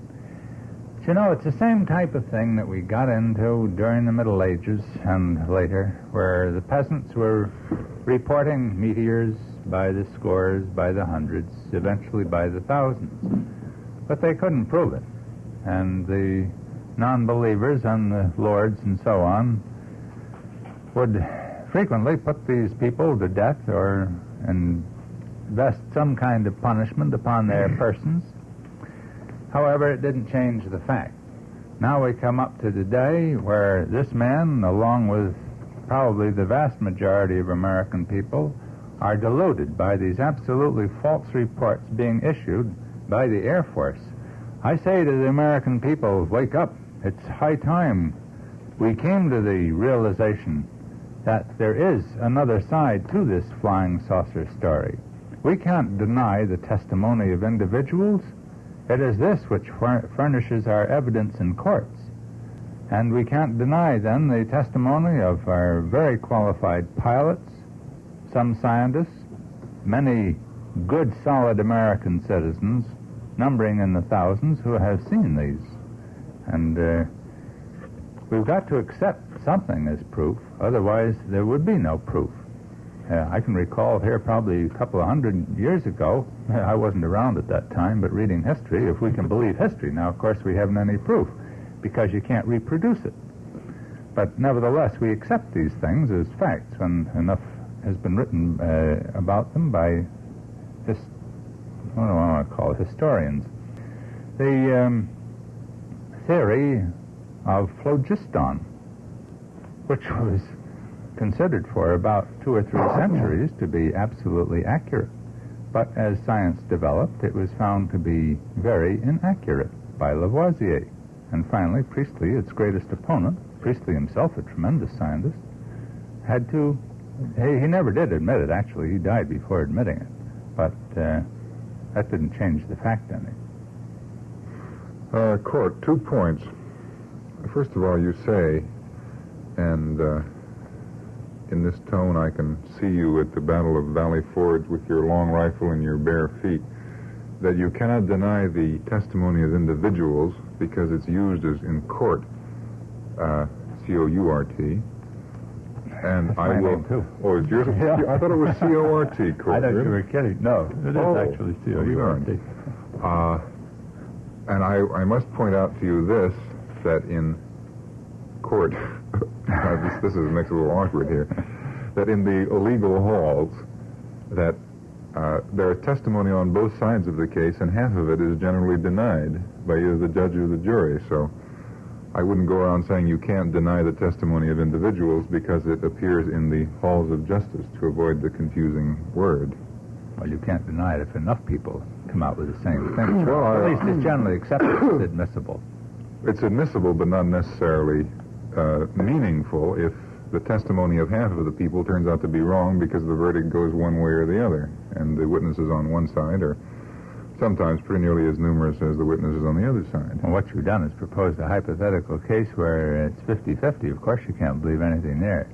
But when you get a whole tremendous number of witnesses on one side, and not on the other, except by supposition. Well, let me say that I would suspect that the majority of the witnesses whom we might call on the existence of flying saucers in a random sample of the population of this country right now, we would find the majority on the non-saucer side. So don't talk majority to me, Court, because the majority is on this side. And the second point, you can answer both of these, is that how, without any reference to the truth or falsity of flying saucers, it happens, and I'm not including flying saucers as a crank or crack science, pseudoscience, or what have you, but every time somebody comes up with some weird, wild, and wonderful idea, it may be that the Earth is hollow, or that the stars are painted on a large blue gauze thing instead of the sky, or that... Aren't they? Well, I don't know, John. I'm not sure. I just give this as a theory. I haven't tried to disprove it. That was Dr. Nebel. Or that you can stand in a box and get strange things coming out of the atmosphere which will cure all your ills or something if you don't catch cold. Every one of these people quotes, well, generally it's Galileo they quote, or Copernicus or something.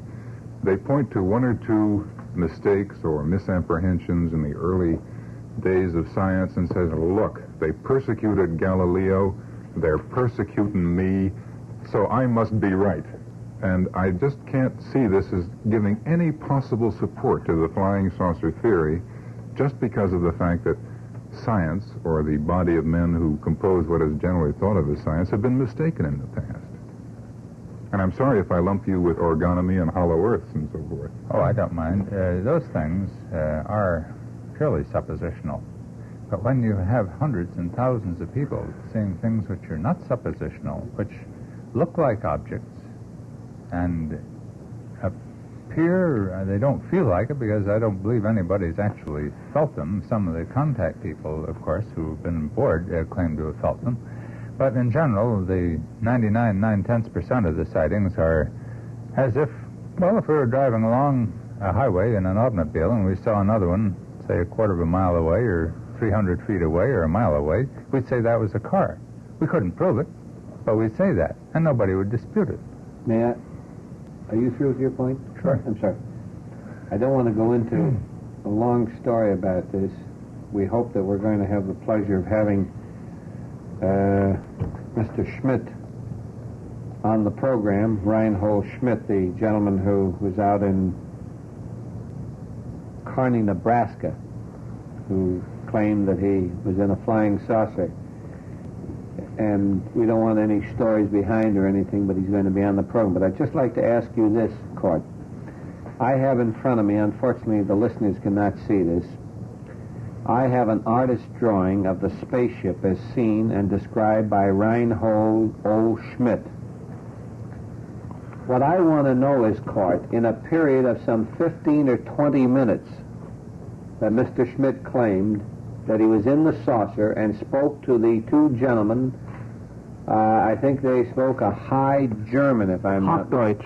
Hochdeutsch. Your German is terrible, Ben. Well, nevertheless, I learned it in the public schools in New York City, that's why.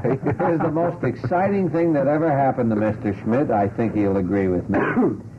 And he has such a detailed description, in other words, a detailed description that he was able to give to the artist, such as the saucer had retractable landing pads 1 foot in diameter. The end of it was 14 feet high. They had a 10-bladed fan. Now, I used to do a show in Studio 8. We had a big fan in there, and I must have watched that fan for 400 hours. And believe me, I have no idea whether it was a 2-bladed fan, 4, 6, or 10-bladed fan. Why, John, that was a 3-bladed fan, 30-inch in diameter. 31-inch. Well, my eyes may be off an inch.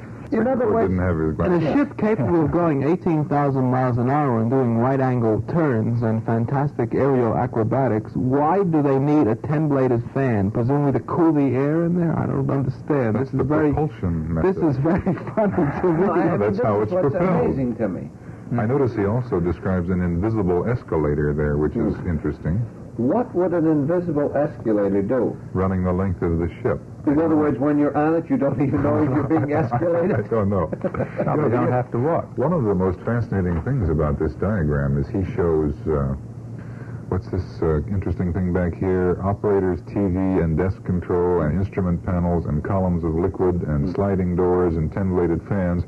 But there ain't no place for the people to live. I don't know what they do when they're not working on the instrument panels. He wasn't allowed to see all this. No galleys, you're wrong. no nothing. In the ends, well, it's a question mark.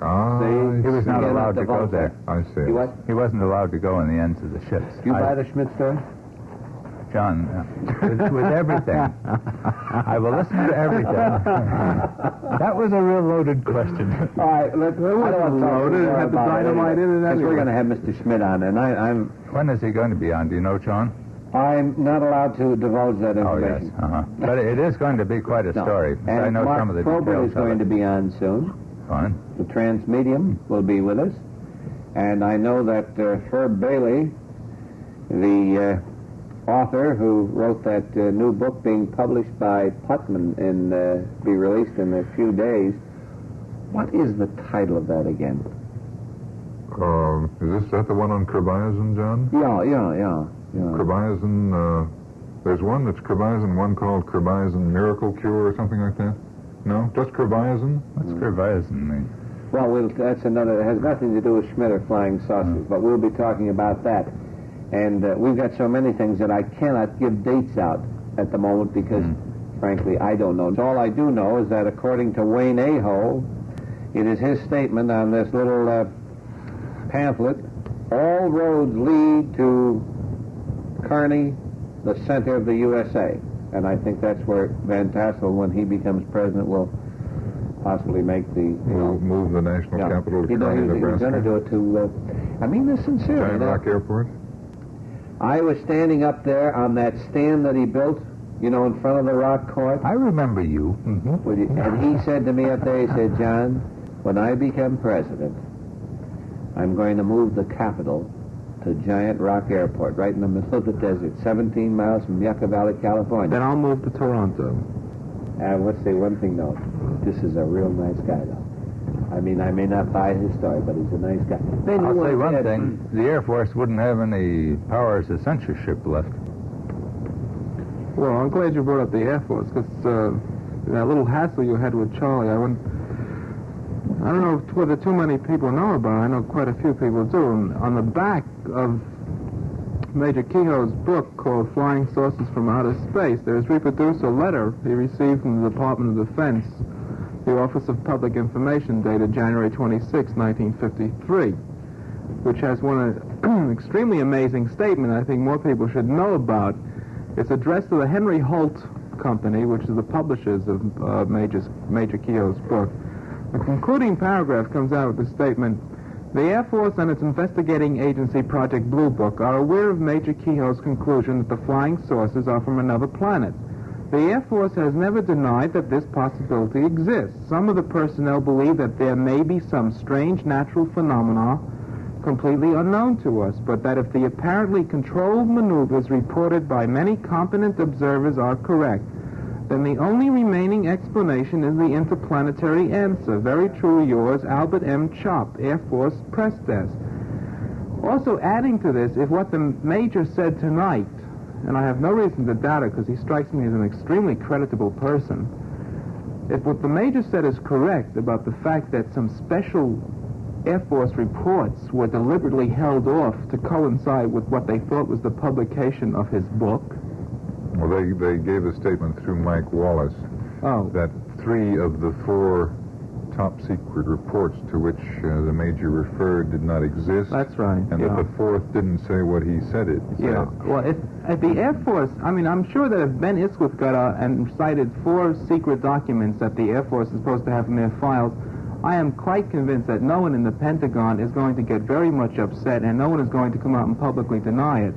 Now, the fact that the Air Force insists on certain prerogatives when it's going to appear on the Armstrong Family Theater, insists on certain prerogatives and refuses to allow the Major to discuss these documents, saying that they will completely deny them and get into a hassle with him. Or wasn't? Wait, and that they give a statement for the Mike Wallace program. I mean, all these things lead up to the fact. I mean, and they have completely changed their statement as quoted in this letter and signed by Albert M. Chop. They have repudiated what Mr. Chop apparently has said in this letter. I mean, this all seems to be that Major Keyhoe is somewhat of a frightening figure to the United States Air Force, and he seemed like a very pleasant gentleman here tonight, and I would like to know, frankly, as a private citizen, just what are they afraid of? Well, 2 things, Ben, before we try and find out what the Air Force is afraid of. They may be, for all I know. But first, the Air Force, in reference to the Mike Wallace show, did not come out and make a denial all of themselves. Wallace, the leg man, having heard about these 4 documents, which the Major mentions quite often, went to the Air Force and said, "How about it? What about these 4 documents?" The Air Force then said whatever they said. In other words, they did not, out of the goodness of their heart or the fear of the Almighty or something, run up and say, "No, there ain't no document."